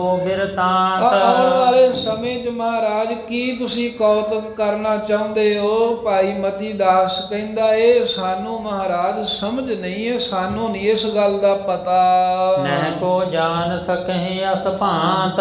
ਇਸ ਤਰ੍ਹਾਂ ਕੋਈ ਜਾਣ ਵੀ ਨਹੀਂ ਸਕਦਾ ਵੀ ਜੋ ਤੁਸੀਂ ਕਰਨਾ ਹੈ ਤੇ ਜੋ ਕਰਨਾ ਚਾਹੁੰਦੇ ਹੋ, ਕਿਸੇ ਵੀ ਤਰ੍ਹਾਂ ਕੋਈ ਵੀ ਤੁਹਾਡਾ ਸਿੱਖ ਦਾਸ ਉਹ ਗੱਲ ਨੂੰ ਪਹਿਲਾਂ ਨਹੀਂ ਜਾਣ ਸਕਦਾ। ਸ੍ਰੀ ਗੁਰ ਤੇਗ ਬਹਾਦਰ ਸੁਨ ਕੈ। ਜਦੋਂ ਭਾਈ ਮਤੀ ਦਾਸ ਸ਼ਕਤੀਆਂ ਮਹਾਰਾਜ ਨੇ ਖਿੱਚ ਲੀਆਂ, ਫਿਰ ਥੋੜਾ ਨਿਮਰਤਾ ਜਾ ਗਿਆ, ਜਿਹੜਾ ਪਹਿਲਾਂ ਹੰਕਾਰ ਸੀ ਵੀ ਮੈਂ ਬੜੀ ਤਾਕਤ ਦਾ ਮਾਲਕ ਹਾਂ, ਇਹਦੇ ਕੋਲੋਂ ਗੱਲ ਸੁਣ ਕੇ ਗੁਰੂ ਤੇਗ ਬਹਾਦਰ ਸਾਹਿਬ ਜੀ ਨੇ ਤੀਨ ਜਨਾਵਨ ਤਿਸ ਕੋ ਭਨ ਕੈ। ਮਹਾਰਾਜ ਸਾਹਿਬ ਨੇ ਉਹਨੂੰ ਜਣਾਉਣ ਵਾਸਤੇ ਮੁਖੋਂ ਬਚਨ ਕਿਹਾ ਵੀ ਇਹ ਸਿੱਖਾ ਸੁਣਨਾ ਕਰ, ਇਹ ਸਾਰੀ ਖੇਡ ਕੀ ਵਰਤੀ ਤੈਨੂੰ ਦੱਸਦੇ ਹਾਂ। ਸ਼ਰਦਾ ਧਾਰ ਸੰਗ ਤੈ ਆਇਓ। ਇਹਦੇ ਜਦੋਂ ਆਨੰਦਪੁਰ ਤੋਂ ਆਇਆ ਸੀ ਨਾ ਤੂੰ ਸਾਡੇ ਨਾਲ, ਉਦੋਂ ਤਾਂ ਬੜੀ ਸ਼ਰਧਾ ਸੀ ਤੇਰੇ ਅੰਦਰ, ਬਹੁਤ ਪਿਆਰ ਭਰੋਸਾ ਰੱਖ ਕੇ ਸਾਡੇ ਨਾਲ ਆਇਆ। ਸਿੱਖੀ ਧਰਮ ਭਲੇ ਨਿਭਾਇਓ। ਤੇ ਜੋ ਗੁਰਸਿੱਖਾਂ ਦਾ ਧਰਮ ਹੁੰਦਾ ਹੈ ਆਪਣੇ ਗੁਰੂ ਦੀ ਆਗਿਆ ਮੰਨਣੀ, ਉਹ ਵੀ ਮਹਾਰਾਜ ਕਹਿੰਦੇ ਤੂੰ ਦਿੱਲੀ ਤੀਕਰ ਬਹੁਤ ਨਿਭਾਇਆ ਹੈ, ਸਾਡੇ ਉੱਪਰ ਭਰੋਸਾ ਰੱਖਿਆ ਹਰ ਤਰ੍ਹਾਂ ਕਰਕੇ। ਹੁਣ ਤੁਰ ਕਨ ਕੋ ਹੇਰ ਕੁਫੇਰ। ਪਰ ਜਦੋਂ ਇਹ ਗੁਰਸਿੱਖਾ ਦਿੱਲੀ ਵਿੱਚ ਆਏ ਆ ਤੇ ਤੁਰਕਾਂ ਦੀ ਜੋ ਕੁਫੇਰੀ ਇਹ ਖੋਟੀ ਚਾਲ ਵੇਖ ਕੇ ਵੀ ਜਿਵੇਂ ਇਹਨਾਂ ਨੇ ਸਾਨੂੰ ਆਗਰੇ ਤੋਂ ਕੈਦ ਕੀਤਾ, ਉੱਥੇ ਨਜ਼ਰਬੰਦ ਰੱਖਿਆ, ਫਿਰ ਫੜ ਕੇ ਦਿੱਲੀ ਲੈ ਕੇ ਆਏ, ਇੱਥੇ ਹਵੇਲੀ ਵਿੱਚ ਸਾਨੂੰ ਕੈਦ ਕੀਤਾ, ਇਹ ਕੈਦ ਵਿੱਚ ਪਿਆ ਵੇਖ ਕਰਕੇ ਮਨ ਮਹਿ ਗਿਣਤੀ ਗਿਣਤ ਬਡੇਰ। ਤੇਰੇ ਮਨ ਵਿੱਚ ਕਈ ਤਰ੍ਹਾਂ ਦੀਆਂ ਗਿਣਤੀਆਂ ਮਿਣਤੀਆਂ ਜੀਆਂ ਆ ਗਈਆਂ ਸਨ, ਕਈ ਤਰ੍ਹਾਂ ਦੇ ਸ਼ੰਕੇ ਜੇ ਤੇਰੇ ਮਨ ਵਿੱਚ ਉੱਠ ਰਹੇ ਸਨ। ਸ਼ੰਕਾ ਕਰੀ ਹਮਾਰੇ ਮਾਹੇ। ਤੂੰ ਸਾਡੇ ਉੱਤੇ ਸ਼ੰਕਾ ਕੀਤੀ ਹੈ, ਸਾਡੇ ਉੱਤੇ ਤੇਰਾ ਭਰੋਸਾ ਕਾਇਮ ਨਹੀਂ ਰਿਹਾ। ਇਹ ਸਮਰੱਥ ਹੈ ਕਹਿੰਦੋ ਨਾਹੀ। ਮਨ ਵਿੱਚ ਸੋਚਦਾ ਸੀ ਵੀ ਗੁਰੂ ਨਾਨਕ ਦੇਵ ਮਹਾਰਾਜ ਜਿਵੇਂ ਸਮਰੱਥ ਸਨ, ਵੀ ਜੇ ਗੁਰੂ ਤੇਗ ਬਹਾਦਰ ਸਾਹਿਬ ਉਹਨਾਂ ਦੀ ਗੱਦੀ ਤੇ ਬੈਠੇ ਆ, ਵੀ ਇਹ ਸਮਰੱਥ ਹੈਗੇ ਜਾਂ ਨਹੀਂ ਹੈਗੇ। ਜੇ ਸਮਰੱਥ ਹੁੰਦੇ ਤਾਂ ਇਹਨਾਂ ਨੂੰ ਤੁਰਕਾਂ ਨੇ ਕਿਉਂ ਫੜਨਾ ਸੀ, ਤੁਰਕ ਇਹਨਾਂ ਨੂੰ ਕੈਦ ਵਿੱਚ ਕਿਵੇਂ ਕਰ ਸਕਦੇ ਸਨ। ਮਹਾਰਾਜ ਕਹਿੰਦੇ ਇਦਾਂ ਦਾ ਤੇਰੇ ਮਨ ਵਿੱਚ ਸ਼ੰਕਾ ਆਇਆ ਵੀ ਇਹ ਸਮਰੱਥ ਹੈਗੇ ਵੀ ਆ, ਗੁਰੂ ਤੇਗ ਬਹਾਦਰ ਸਾਹਿਬ ਦੀ ਕੋਈ ਸ਼ਕਤੀ ਹੈਗੀ ਵੀ ਹੈ ਜਾਂ ਨਹੀਂ ਹੈ। ਜਾਂ ਤੇ ਸ਼ੀਲਕ ਤੋ ਦਿਸ਼ ਗੇਰੇ। ਤੇ ਇਹ ਤੈਨੂੰ ਜਣਾਉਣ ਵਾਸਤੇ ਵੀ ਗੁਰੂ ਨਾਨਕ ਸਾਹਿਬ ਦੇ ਘਰ ਵਿੱਚ ਬਹੁਤ ਸਮਰੱਥਾ ਹੈ, ਇਹ ਤੈਨੂੰ ਸਮਝਾਉਣ ਦੇ ਲਈ ਅਸੀਂ ਜਾਣ ਕੇ ਰਾਤ ਦੇ ਸਮੇਂ ਜੋ ਗੰਨੇ ਦਾ ਛਿਲਕਾ ਸੀ ਤੇਰੇ ਵੱਲ ਸੁੱਟਣਾ ਕੀਤਾ ਜਿੱਥੇ ਤੂੰ ਬੈਠਾ। ਤੈਂ ਕਬ ਆਗੇ ਊਖ ਨ ਹੇਰੇ। ਤੇ ਕਹਿੰਦੇ ਉਹ ਛਿਲਕਾ ਜਿਹਾ ਵੇਖ ਕੇ ਝਾਟੀ ਤੂੰ ਹੱਥ ਵਿੱਚ ਫੜ ਕੇ ਚੂਸਣ ਲੱਗ ਪਿਆ। ਤੂੰ ਕਦੇ ਅੱਗੇ ਗੰਨੇ ਵੇਖੇ ਨਹੀਂ ਸੀ ਵੀ ਤੈਨੂੰ ਇੰਨਾ ਵੀ ਜਿਹੜਾ ਸਿਦਕ ਨਾ ਰਿਹਾ ਉਹ ਛਿਲੜਾਂ ਸਾਡੀਆਂ ਸਿੱਟੀਆਂ ਹੋਈਆਂ ਉਹੀ ਖਾਣ ਲੱਗ ਪਿਆ। ਸਵਾਦ ਦੇਖ ਬੇਹਿਤ ਇਸ਼ ਧਾਰੀ। ਆ ਤੇਰੇ ਮਨ ਵਿੱਚ ਇੱਛਾ ਆਈ ਵੀ ਇਸ ਗੰਨੇ ਦਾ ਇਸ ਛਿੱਲੜ ਦਾ ਮੈਂ ਰਸ ਚੂਸ ਕੇ ਸਵਾਦ ਵੇਖਾਂ ਵੀ ਕਿੰਨਾ ਕੁ ਮਿੱਠਾ ਹੈ। ਮੁਖ ਮੈਂ ਪਾਏ ਉਚਿਸ਼ਟ ਹਮਾਰੇ। ਤੇ ਜਦੋਂ ਮਹਾਰਾਜ ਕਹਿੰਦੇ ਜੋ ਸਾਡੀ ਝੂਠ ਸੀ ਜੋ ਸਾਡਾ ਖਾਦਾ ਹੋਇਆ ਸਾਡੇ ਤੋਂ ਬਚਿਆ ਸੀਤ ਪ੍ਰਸ਼ਾਦ ਸੀ ਉਹ ਛਿੱਲੜ ਚੁੱਕ ਕੇ ਧਰਤੀ ਤੋਂ ਤੂੰ ਜਦੋਂ ਆਪਣੇ ਮੁਖ ਵਿੱਚ ਪਾਈ ਖਾਣ ਵਾਸਤੇ ਤਬ ਸ਼ਕਤੀ ਤੁਝ ਮਹਿ ਹੋਇਆ। ਉਸ ਵੇਲੇ ਸਾਡਾ ਸੀਤ ਪ੍ਰਸ਼ਾਦ ਛਕਣ ਕਰਕੇ ਹੈ ਗੁਰਸਿੱਖ ਤੇਰੇ ਵਿੱਚ ਜਿਹੜੀ ਸਾਰੀ ਸ਼ਕਤੀ ਤੂੰ ਹੁਣ ਜਣਾ ਰਿਹਾ ਨਾ ਸਾਨੂੰ ਇਹ ਸਾਡਾ ਸੀਤ ਪ੍ਰਸ਼ਾਦ ਛਕਦੇ ਹੀ ਤੇਰੇ ਵਿੱਚ ਬੜੀ ਤਾਕਤ ਸਮਰੱਥਾ ਆ ਗਈ। ਚਹਿਤ ਜੋ ਹੁਤੋ ਅਬਹਿ ਦਿਖ ਆ ਰਾਈ। ਜਿਹੜੀ ਹੁਣੇ ਸਾਨੂੰ ਕਹਿ ਕੇ ਸ਼ਕਤੀ ਚਾਹੁੰਦਾ ਸੀ ਵੀ ਮੈਂ ਵਿਖਾ ਦਵਾਂ ਮਹਾਰਾਜ ਆਗਿਆ ਦੋ ਦਿੱਲੀ ਲਾਹੌਰ ਮਲੀਆ ਮੇਟ ਕਰਦੇ ਆ ਇਹ ਤਾਕਤ ਸਾਡੀ ਝੂਠ ਖਾ ਕੇ ਆਈ ਤੈਨੂੰ। ਜਿਸ ਸਮੁੰਦਰ ਤੇ ਜਲ ਕੰਨ ਪਾਵੈ। ਮਹਾਰਾਜ ਕਹਿੰਦੇ ਤੂੰ ਇਹ ਕਿਉਂ ਭੁੱਲ ਗਿਆ ਹੈ ਵੀ ਜਿਵੇਂ ਸਮੁੰਦਰ ਜਲ ਦੇ ਨਾਲ ਲਬਾ ਲਬ ਭਰਿਆ ਹੈ ਤੇ ਜੇ ਉਹ ਸਮੁੰਦਰ ਚੋਂ ਕੋਈ ਕਿਣਕਾ ਕੁ ਜਲ ਦਾ ਪਾ ਲਵੇ ਲੈ ਲਵੇ ਪੁਨ ਤਿਸ ਆਗੈ ਗਰਭ ਜਨਾਵੈ। ਫਿਰ ਕਿਣਕਾ ਕੁ ਜਿਹੜਾ ਜਲ ਦਾ ਸਮੁੰਦਰ ਦੇ ਪਾਣੀ ਚੋਂ ਵੱਖਰਾ ਹੋਇਆ ਹੈ ਫਿਰ ਸਮੁੰਦਰ ਦੇ ਅੱਗੇ ਗਰਭ ਹੰਕਾਰ ਕਰੇ ਵੀ ਮੈਂ ਵੱਡਾ ਹਾਂ। ਕਹਿੰਦੇ ਉਹ ਕਿਣਕੇ ਦੀ ਸਮੁੰਦਰ ਸਾਹਮਣੇ ਕੀ ਔਕਾਤ ਹੈ ਵੀ ਇੱਕ ਸਮੁੰਦਰ ਪਾਣੀ ਨਾਲ ਭਰਿਆ ਉਹਦੇ ਵਿੱਚੋਂ ਕਿਣਕਾ ਕੁ ਜਲ ਦਾ ਕਦੇ ਵੱਖਰਾ ਹੋ ਜੇ ਫਿਰ ਉਹੀ ਆਖੇ ਵੀ ਮੈਂ ਹੀ ਵੱਡਾ ਵੀ ਮੈਂ ਸਮੁੰਦਰ ਤੋਂ ਵੀ ਵੱਡਾ ਮੇਰੇ 'ਚ ਸਮਰੱਥਾ ਹੈ। ਜੇ ਆਪਣਾ ਆਪ ਸਮੁੰਦਰ ਨੂੰ ਇੱਕ ਬੂੰਦ ਮਾਤਰ ਇੱਕ ਕਿਣਕਾ ਮਾਤਰ ਪਾਣੀ ਜਣਾਉਣ ਲੱਗ ਪਵੇ ਆਪਨ ਆਪ ਕੋ ਕਰਹਿ ਬਖਾਨੈ। ਆਪਣੇ ਆਪ ਨੂੰ ਉਹ ਇੱਕ ਬੂੰਦ ਜਲ ਦੀ ਸਮੁੰਦਰ ਨਾਲੋਂ ਵੀ ਕਹਿੰਦੇ ਵੱਡਾ ਖਵਾਉਣ ਲੱਗ ਪਵੇ ਇਹ ਕਿਵੇਂ ਹੋ ਸਕਦਾ ਹੈ। ਐਵੇਂ ਹੀ ਪਾਤਸ਼ਾਹ ਕਹਿੰਦੇ ਵੀ ਤੂੰ ਇਹ ਵੇਖ ਵੀ ਜੇ ਸਾਡਾ ਉਹ ਸੀਤ ਪ੍ਰਸ਼ਾਦ ਛਕ ਕੇ ਤਾਂ ਤੇਰੇ ਵਿੱਚ ਕਿਣਕਾ ਕੁ ਮਾਤਰ ਹੀ ਸ਼ਕਤੀ ਆਈ ਤੇਰੇ ਕੋ ਉਹੀ ਨਹੀਂ ਜਰੀ ਗਈ। ਆਪਣਾ ਆਪ ਤੂੰ ਸਾਡੇ ਸਾਹਮਣੇ ਉਹ ਵਿਖਾਉਣ ਲੱਗ ਪਿਆ ਵੀ ਸਾਡੇ 'ਚ ਕੁਝ ਨਹੀਂ ਹੁੰਦਾ ਤੇ ਤੂੰ ਹੀ ਸਾਰਾ ਸ਼ਕਤੀਆਂ ਦਾ ਜਿਵੇਂ ਮਾਲਕ ਹੋਣਾ ਹੈ। ਜਿਸ ਤੇ ਲੀਨਸ ਤਿਸ ਨਹਿ ਜਾਣੈ। ਕਹਿੰਦੇ ਜਿਹਦੇ ਕੋਲ ਉਹ ਸੀਤ ਪ੍ਰਸ਼ਾਦ ਛਕ ਕੇ ਤੂੰ ਸ਼ਕਤੀ ਲਈ ਹੈ ਉਹਨਾਂ ਨੂੰ ਤੂੰ ਕੋਈ ਜਾਣਦਾ ਹੀ ਨਹੀਂ। ਤੇਰਾ ਰਾਦਾ ਗੁਰੂ ਨਾਨਕ ਸਾਹਿਬ ਦਾ ਘਰ ਐਵੇਂ ਹੀ ਹੈ ਵੀ ਤੂੰ ਇੱਕ ਬੂੰਦ ਜਿਸ ਜਲ ਵਿੱਚੋਂ ਪੈਦਾ ਹੋਇਆ ਏ ਉਸ ਜਲ ਸਮੁੰਦਰ ਦੇ ਨਾਲੋਂ ਆਪਣੇ ਆਪ ਨੂੰ ਵੱਡਾ ਖਵਾਉਣ ਲੱਗ ਪਿਆ। ਜਿਸ ਤੋਂ ਗੁਰੂ ਦਾ ਸਿੱਖ ਹੈ ਜਿਹਦੀ ਝੂਠ ਖਾ ਕੇ ਤੈਨੂੰ ਇਹ ਤਾਕਤ ਮਿਲੀ ਹੈ। ਕਹਿੰਦੇ ਵੀ ਉਸ ਗੁਰੂ ਨੂੰ ਤੂੰ ਕੁਝ ਜਾਣਦਾ ਹੀ ਨਹੀਂ। ਐਵੇਂ ਵੀ ਲਿਖਿਆ ਹੁੰਦਾ ਵੀ ਮਹਾਰਾਜ ਨੇ ਪੁੱਛ ਲਿਆ ਕਹਿੰਦੇ ਵੀ ਇੰਨੀ ਸ਼ਕਤੀ ਕਿਵੇਂ ਆਈ। ਕਹਿੰਦਾ ਮਹਾਰਾਜ ਤੁਹਾਡਾ ਇਹ ਛਿਲਕਾ ਜਿਹੜਾ ਸੀ ਸੀਤ ਪ੍ਰਸ਼ਾਦ ਇਹ ਛਕਿਆ ਤੇ ਸਾਹਿਬ ਕਹਿੰਦੇ ਵੀ ਜੇ ਸਾਡੀ ਝੂਠ ਖਾ ਕੇ ਤੇਰੇ 'ਚ ਇੰਨੀ ਤਾਕਤ ਆ ਗਈ ਹੈ ਤੇ ਸਾਡੇ 'ਚ ਕਿੰਨੀ ਹੋਏਗੀ ਇਹ ਵੇਖ ਤੂੰ ਤਾਂ ਇੱਕ ਕਿਣਕਾ ਹੀ ਹੈ ਸਮੁੰਦਰ ਦੇ ਸਾਹਮਣੇ ਪਾਣੀ ਦਾ। ਐਵੇਂ ਹੀ ਗਰਵ ਕਰਦਾ ਹੰਕਾਰ ਕਰਦਾ ਏ। ਜਿਨ ਸੇਵਾ ਕਰ ਭੀ ਤੁਝ ਮਾਹੀ। ਜਿਸ ਗੁਰੂ ਨਾਨਕ ਸਾਹਿਬ ਦੇ ਘਰ ਦੀ ਸੇਵਾ ਕਰਕੇ ਤੈਨੂੰ ਇੰਨੀ ਤਾਕਤ ਮਿਲੀ ਵੀ ਤੂੰ ਦਿੱਲੀ ਤੇ ਲਾਹੌਰ ਨੂੰ ਮਲੀਆ ਮੇਟ ਕਰਨ ਦੀ ਸੋਚਣ ਲੱਗ ਪਿਆ। ਸੋ ਕਿਆ ਐਮ ਕਰ ਸਕ ਹੈ ਨਾਹੀ। ਦੱਸ ਉਹ ਨਹੀਂ ਏਦਾਂ ਕਰ ਸਕਦੇ ਜਿਵੇਂ ਤੇਰੇ ਮਨ ਦਾ ਫੁਰਨਾ ਆਇਆ ਏ ਕਿ ਵੀ ਮੈਨੂੰ ਆਗਿਆ ਦਿਓ ਕਾਹਤੋਂ ਸੰਕਟ ਸਹਾਰ ਦਿਓ। ਪਾਤਸ਼ਾਹ ਕਹਿੰਦੇ ਅਸੀਂ ਨਹੀਂ ਕਰ ਸਕਦੇ ਵੀ ਸਾਡੇ ਕੋਈ ਦਿੱਲੀ ਲਾਹੌਰ ਮੇਟਣਾ ਕਿਤੇ ਸਾਨੂੰ ਔਖਾ ਸੀ ਤਾਂ ਸਾਰੀ ਦੁਨੀਆ ਹੀ ਮੇਟ ਸਕਦੇ ਆ। ਇਸ ਪ੍ਰਕਾਰ ਕੀ ਸੁਧ ਨਹਿ ਜਾਣੀ। ਆ ਪਾਤਸ਼ਾਹ ਕਹਿੰਦੇ ਤੈਨੂੰ ਇਸ ਤਰ੍ਹਾਂ ਦੀ ਸੁਧ ਨਹੀਂ ਹੈ ਖਬਰ ਨਹੀਂ ਹੈ ਕਰ ਸਭ ਕੁਝ ਹੀ ਸਕਦੇ ਆ ਪਰ ਪਰਮੇਸ਼ਰ ਦਾ ਹੁਕਮ ਹੈ ਉਹਦੀ ਰਜ਼ਾ ਵਿੱਚ ਰਾਜੀ ਰਹਿਣਾ ਹੈ। ਮੈਂ ਕਰ ਦੈਹੂੰ ਕਰਤਬ ਖਾਨੀ। ਪਾਤਸ਼ਾਹ ਕਹਿੰਦੇ ਉਤੋਂ ਹੰਕਾਰ ਕਰਕੇ ਕਹਿਣਾ ਵੀ ਮੈਂ ਇਸ ਤਰ੍ਹਾਂ ਕਰ ਦਿਆਂਗਾ ਮੈਂ ਤੁਰਕਾਂ ਨੂੰ ਨਾਸ਼ ਕਰ ਦਿਆਂਗਾ। ਇਹੋ ਜਿਹੀਆਂ ਗੱਲਾਂ ਤੂੰ ਸਾਡੇ ਸਾਹਮਣੇ ਕਰਦਾ ਹੈ। ਸਤਿਗੁਰ ਕਰਹਿ ਕਿਰਤ ਕੋ ਜੈਸੇ। ਸਤਿਗੁਰ ਕਰੇ ਕ੍ਰਿਤ ਕੋ ਜੈਸੇ। ਧੰਨ ਗੁਰੂ ਤੇਗ ਬਹਾਦਰ ਸਾਹਿਬ ਕਹਿਣ ਲੱਗੇ ਗੁਰ ਸਿੱਖਾ ਸਿੱਖੀ ਕਮਾਉਣੀ ਆ ਤਾਂ ਇਹ ਗੱਲ ਪੰਨੇ ਬੰਨ ਲੋ ਉਦੋਂ ਉਹਨੂੰ ਕਿਹਾ, ਹੁਣ ਸਾਨੂੰ ਕਹਿ ਰਹੇ ਨੇ ਵੀ ਸਤਿਗੁਰੂ ਜਿਹੋ ਜੀ ਵੀ ਕੋਈ ਕਿਰਤ ਕਰਨ, ਜੋ ਵੀ ਮਹਾਰਾਜ ਕੰਮ ਕਰਦੇ ਹੋਣ, ਸਿੱਖੇ ਨ ਤਰਕਹਿ ਤਿਸ ਕਹੁ ਕੈਸੇ। ਕਿਸੇ ਤਰ੍ਹਾਂ ਵੀ ਸਿੱਖ ਨੂੰ ਤਰਕ ਨਹੀਂ ਕਰਨਾ ਚਾਹੀਦਾ, ਸਿੱਖ ਨੂੰ ਉਹ ਤੇ ਉਂਗਲ ਨਹੀਂ ਚੁੱਕਣੀ ਚਾਹੀਦੀ। ਗੁਰੂ ਦੀ ਕਰਨੀ ਤੇ ਤਾਂ ਕਦੀ ਸਵਾਲ ਕਰਨਾ ਹੀ ਨਹੀਂ, ਪ੍ਰਸ਼ਨ ਚਿੰਨ੍ਹ ਨਹੀਂ ਖੜਾ ਕਰਨਾ।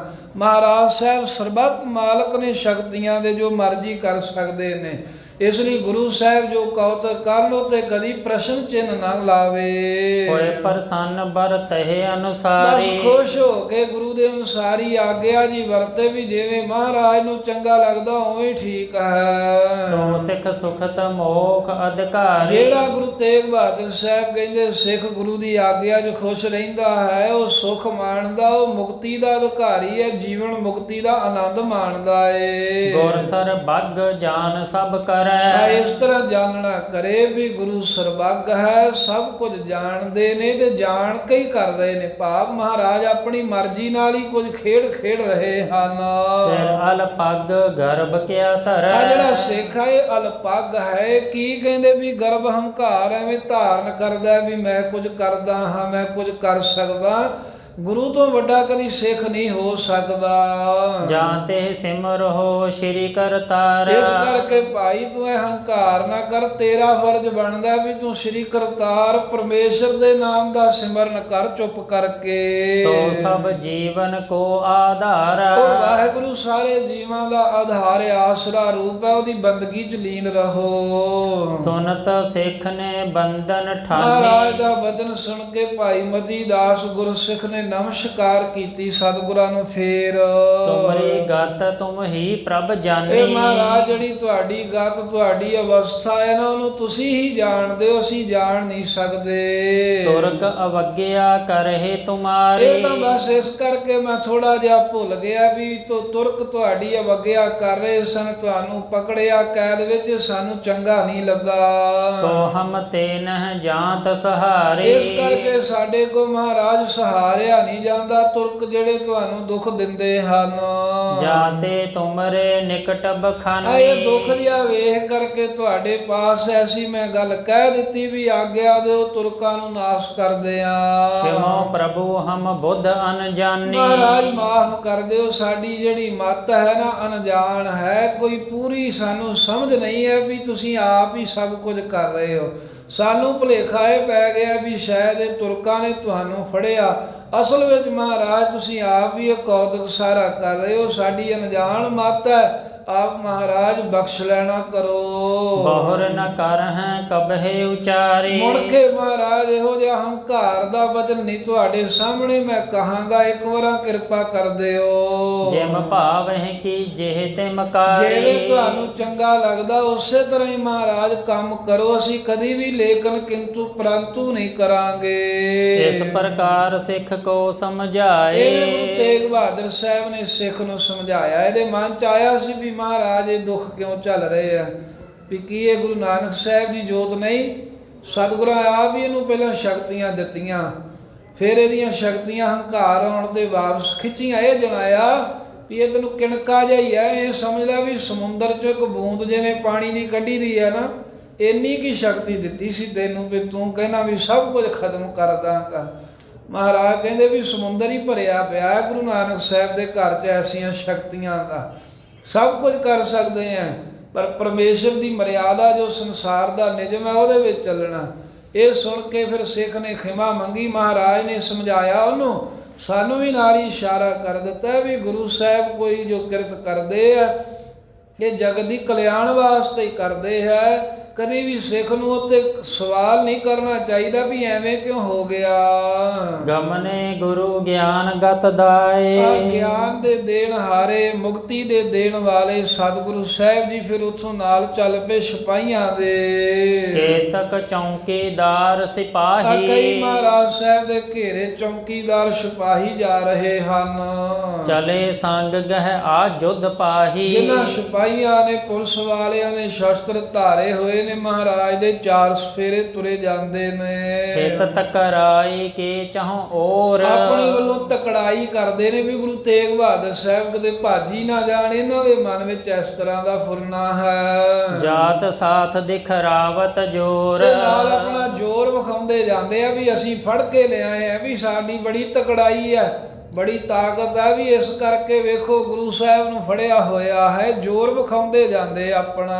ਸਨੇ ਸਨੇ ਗਮਨਤ ਮਗ ਜਾਤ, ਜਿੱਥੇ ਭੂਤ ਹਵੇਲੀ ਦੇ ਵਿੱਚ ਮਹਾਰਾਜ ਨੂੰ ਰੱਖਿਆ ਗਿਆ ਸੀ, ਉੱਥੋਂ ਜਿੱਥੇ ਲਾਲ ਕਿਲਾ ਹੈ ਉਸ ਪਾਸੇ ਨੂੰ ਸਹਿਜੇ ਸਹਿਜੇ ਲੈ ਕੇ ਜਾ ਰਹੇ ਨੇ। ਕੁਸ਼ਕ ਸਿੱਖ ਜਿਨ ਕੇ ਪਛਚਾਤ, ਮਹਾਰਾਜ ਸਿਪਾਹੀਆਂ ਦੇ ਨਾਲ ਅੱਗੇ ਅੱਗੇ ਜਾ ਰਹੇ ਨੇ। ਕੁਝ ਕੁ ਜਿਹੜੇ ਪੰਜੇ ਸਿੱਖ ਸਤਿਗੁਰਾਂ ਦੇ ਪਿੱਛੇ ਚੱਲ ਰਹੇ ਹਨ। ਸ੍ਰੀ ਸਤਿਗੁਰ ਤਬ ਜਾਏ ਪਹੁੰਚੇ, ਸ੍ਰੀ ਗੁਰੂ ਤੇਗ ਬਹਾਦਰ ਸਾਹਿਬ ਮਹਾਰਾਜ ਫਿਰ ਚੱਲਦਿਆਂ ਹੋਇਆਂ ਉੱਥੇ ਜਾ ਪਹੁੰਚੇ ਹਨ।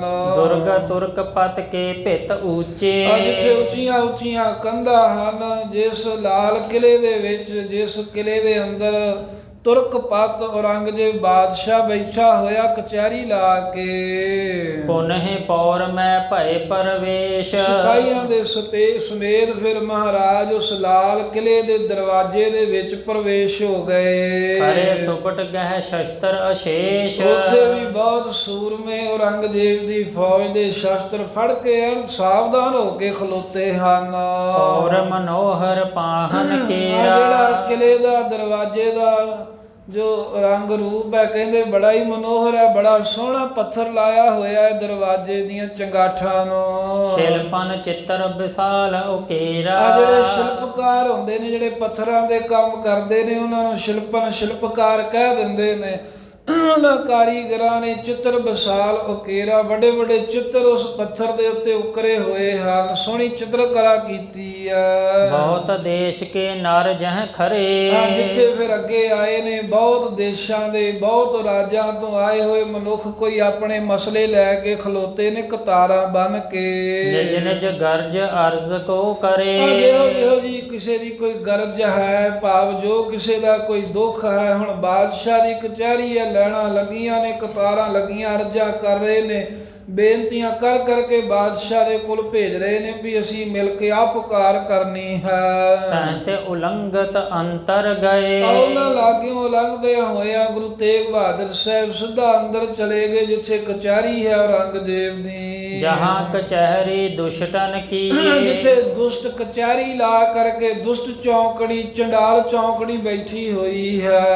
ਸੰਗ ਸਿੱਖ ਅਰ ਚੌਂਕੀਦਾਰ, ਮਹਾਰਾਜ ਸਾਹਿਬ ਜੀ ਵੀ ਅੰਦਰ ਪ੍ਰਵੇਸ਼ ਕੀਤੇ। ਸਤਿਗੁਰਾਂ ਦੇ ਸਿੱਖਾਂ ਨੂੰ ਵੀ ਅੰਦਰ ਨਾਲ ਹੀ ਜਾਣ ਦਿੱਤਾ ਗਿਆ। ਜਿਹੜੇ ਚੌਂਕੀਦਾਰ ਮਹਾਰਾਜ ਨੂੰ ਸਿਪਾਹੀ ਲੈ ਕੇ ਆਏ ਸਨ, ਉਹ ਵੀ ਉਸ ਦੁਸ਼ਟ ਔਰੰਗੇ ਦੀ ਸਭਾ ਵਿੱਚ ਵੜ ਗਏ। ਦੇਖਤ ਵੱਡੇ ਵੱਡੇ ਸਰਦਾਰ, ਮਹਾਰਾਜ ਨੂੰ ਜਦੋਂ ਆਇਆ ਵੇਖਿਆ ਵੱਡੇ ਵੱਡੇ ਸਰਦਾਰ ਲੋਕ, ਜਿਹੜੇ ਔਰੰਗਜ਼ੇਬ ਦਾ ਪਾਣੀ ਭਰਦੇ ਉੱਥੇ ਖਲੋਤੇ ਮਹਾਰਾਜ ਵੱਲ ਵੇਖ ਰਹੇ ਨੇ। ਹਿੰਦੂ ਤੁਰਕ ਅਨੇਕ ਨਿਹਾਰੈ, ਹਿੰਦੂ ਰਾਜੇ ਵੀ ਹਨ, ਤੁਰਕ ਸਭਾਪਤ ਬੈਠੇ ਮਹਾਰਾਜ ਵੱਲ ਵੇਖਦੇ ਨੇ। ਅਤ ਅਵਗਨ ਕੋ ਕੁਛ ਨਾ ਵਿਚਾਰੈ, ਐਡਾ ਵੱਡਾ ਉਗਣ ਕਰ ਰਹੇ ਨੇ ਪਾਪੀ ਸਤਿਗੁਰੂ ਮਹਾਰਾਜ ਸਾਹਿਬ ਜੀ, ਜਿਨ੍ਹਾਂ ਨੂੰ ਇਹ ਦੁਸ਼ਟ ਇਸ ਤਰ੍ਹਾਂ ਕੈਦ ਕਰਕੇ ਕਚਹਿਰੀ ਵਿੱਚ ਲੈ ਕੇ ਆਏ ਕਿ ਵੱਡਾ ਉਗਣ ਹੈ, ਉਹਦੀ ਵਿਚਾਰ ਨਹੀਂ ਕਰਦੇ। ਕਿਉਂਕਿ ਮੱਤ ਮਾਰੀ ਹੁੰਦੀ ਹੈ ਨਾ ਇਹਨਾਂ ਲੋਕਾਂ ਦੀ, ਜਿਹੜੇ ਤਖਤ ਤੇ ਬੈਠੇ ਹੁੰਦੇ ਆ। ਸਮਾਂ ਕੋਈ ਵੀ ਹੋਵੇ, ਤਖਤ ਤੇ ਬਹਿਣ ਵਾਲਿਆਂ ਦੀ ਮੱਤ ਮਾਰੀ ਹੀ ਜਾਂਦੀ ਹੈ ਜਦੋਂ ਰੱਬ ਭੁੱਲ ਜੇ। ਇਹ ਗੁਣ ਕੀ ਆ ਤੇ ਅਵਗਣ ਕੀ ਆ, ਇਹਨਾਂ ਨੂੰ ਉਹਨਾਂ ਮਤਲਬ ਨਹੀਂ ਹੈ। ਮਤਲਬ ਇਹ ਹੈ ਵੀ ਮੇਰਾ ਡੰਡਾ ਕਿਵੇਂ ਕਾਇਮ ਰਹੇ, ਲੋਕ ਮੇਰੇ ਤੋਂ ਡਰ ਕੇ ਕਿਵੇਂ ਰਹਿਣ। ਉਹਦੇ ਲਈ ਪਾਪ ਕਰਨਾ ਪਵੇ, ਪੁੰਨ ਕਰਨਾ ਪਵੇ, ਜੋ ਮਰਜ਼ੀ ਕਰਨਾ ਪਵੇ। ਰਾਜੇ ਲੋਕ, ਅਫਸਰ ਲੋਕ ਉਸੇ ਤਰ੍ਹਾਂ ਕਰਦੇ ਆ। ਮਹਾਰਾਜ ਸਾਹਿਬ ਜੀ ਸਭਾ ਵਿੱਚ ਖਲੋਤੇ ਐ, ਅਵਗਣ ਨਹੀਂ ਵਿਚਾਰਿਆ ਵੀ ਅਸੀਂ ਮਾੜਾ ਕੀਤਾ ਸਤਿਗੁਰਾਂ ਨੂੰ ਇੱਥੇ ਸੱਦ ਕੇ।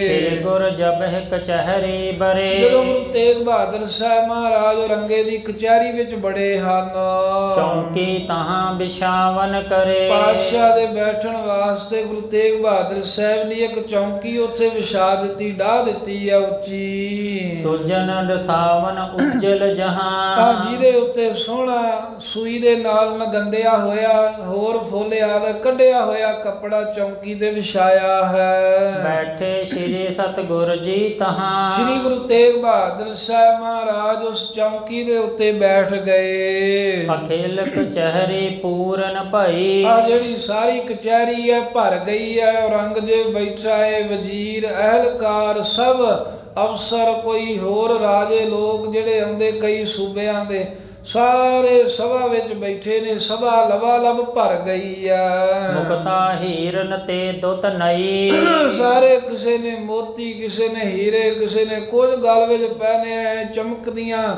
ਪੁਸ਼ਾਕਾਂ ਚਮਕਦੇ ਅੰਦਰ ਗਲ ਦੇ ਵਿੱਚ ਗਹਿਣੇ ਪਾਏ ਹੋਏ ਲਿਸ਼ਕ ਪੁਸ਼ਕ ਰਹੇ ਹਨ। ਦੋਹਰਾ ਸ੍ਰੀ ਹਰਿ ਗੋਬਿੰਦ ਕੇ ਨੰਦਨ, ਧੰਨ ਸ੍ਰੀ ਗੁਰੂ ਹਰਗੋਬਿੰਦ ਸਾਹਿਬ ਮਹਾਰਾਜ ਜੀ ਦੇ ਸੁਪੁੱਤਰ ਬੰਦਨ ਜੋਗ, ਧੰਨ ਗੁਰੂ ਤੇਗ ਬਹਾਦਰ ਸਾਹਿਬ ਮਹਾਰਾਜ ਜੋ ਬੰਦਨਾ ਕਰਨ ਦੇ ਯੋਗ ਭਾਵ ਨਮਸਕਾਰ ਕਰਨੀ ਚਾਹੀਦੀ ਹੈ ਨਵੇਂ ਸਤਿਗੁਰਾਂ ਨੂੰ। ਸ਼ਾਂਤਮਤੀ ਬੈਠੇ ਪ੍ਰਭੂ, ਮਹਾਰਾਜ ਸਾਹਿਬ ਭਾਵੇਂ ਦੁਸ਼ਟ ਦੀ ਕਚਹਿਰੀ ਚ ਆਏ ਨੇ ਕੋਈ ਸ਼ਿਕਵਾ ਨਹੀਂ ਹੈ, ਸ਼ਾਂਤ ਮਤਾ ਹੈ। ਜਿਵੇਂ ਮਹਾਰਾਜ ਚੌਂਕੜਾ ਮਾਰ ਕੇ ਇੱਥੇ ਭੋਰਾ ਸਾਹਿਬ 'ਚ ਬੈਠੇ ਰਹਿੰਦੇ ਸਨ ਬੰਦਗੀ ਕਰਦੇ, ਐਵੇਂ ਹੀ ਮਹਾਰਾਜ ਸ਼ਾਂਤ ਦੇ ਸਹਿਦ ਆਨੰਦ ਦੇ ਸਹਿਦ ਬਾਦਸ਼ਾਹ ਦੀ ਕਚਹਿਰੀ ਵਿੱਚ ਜਾ ਬੈਠੇ।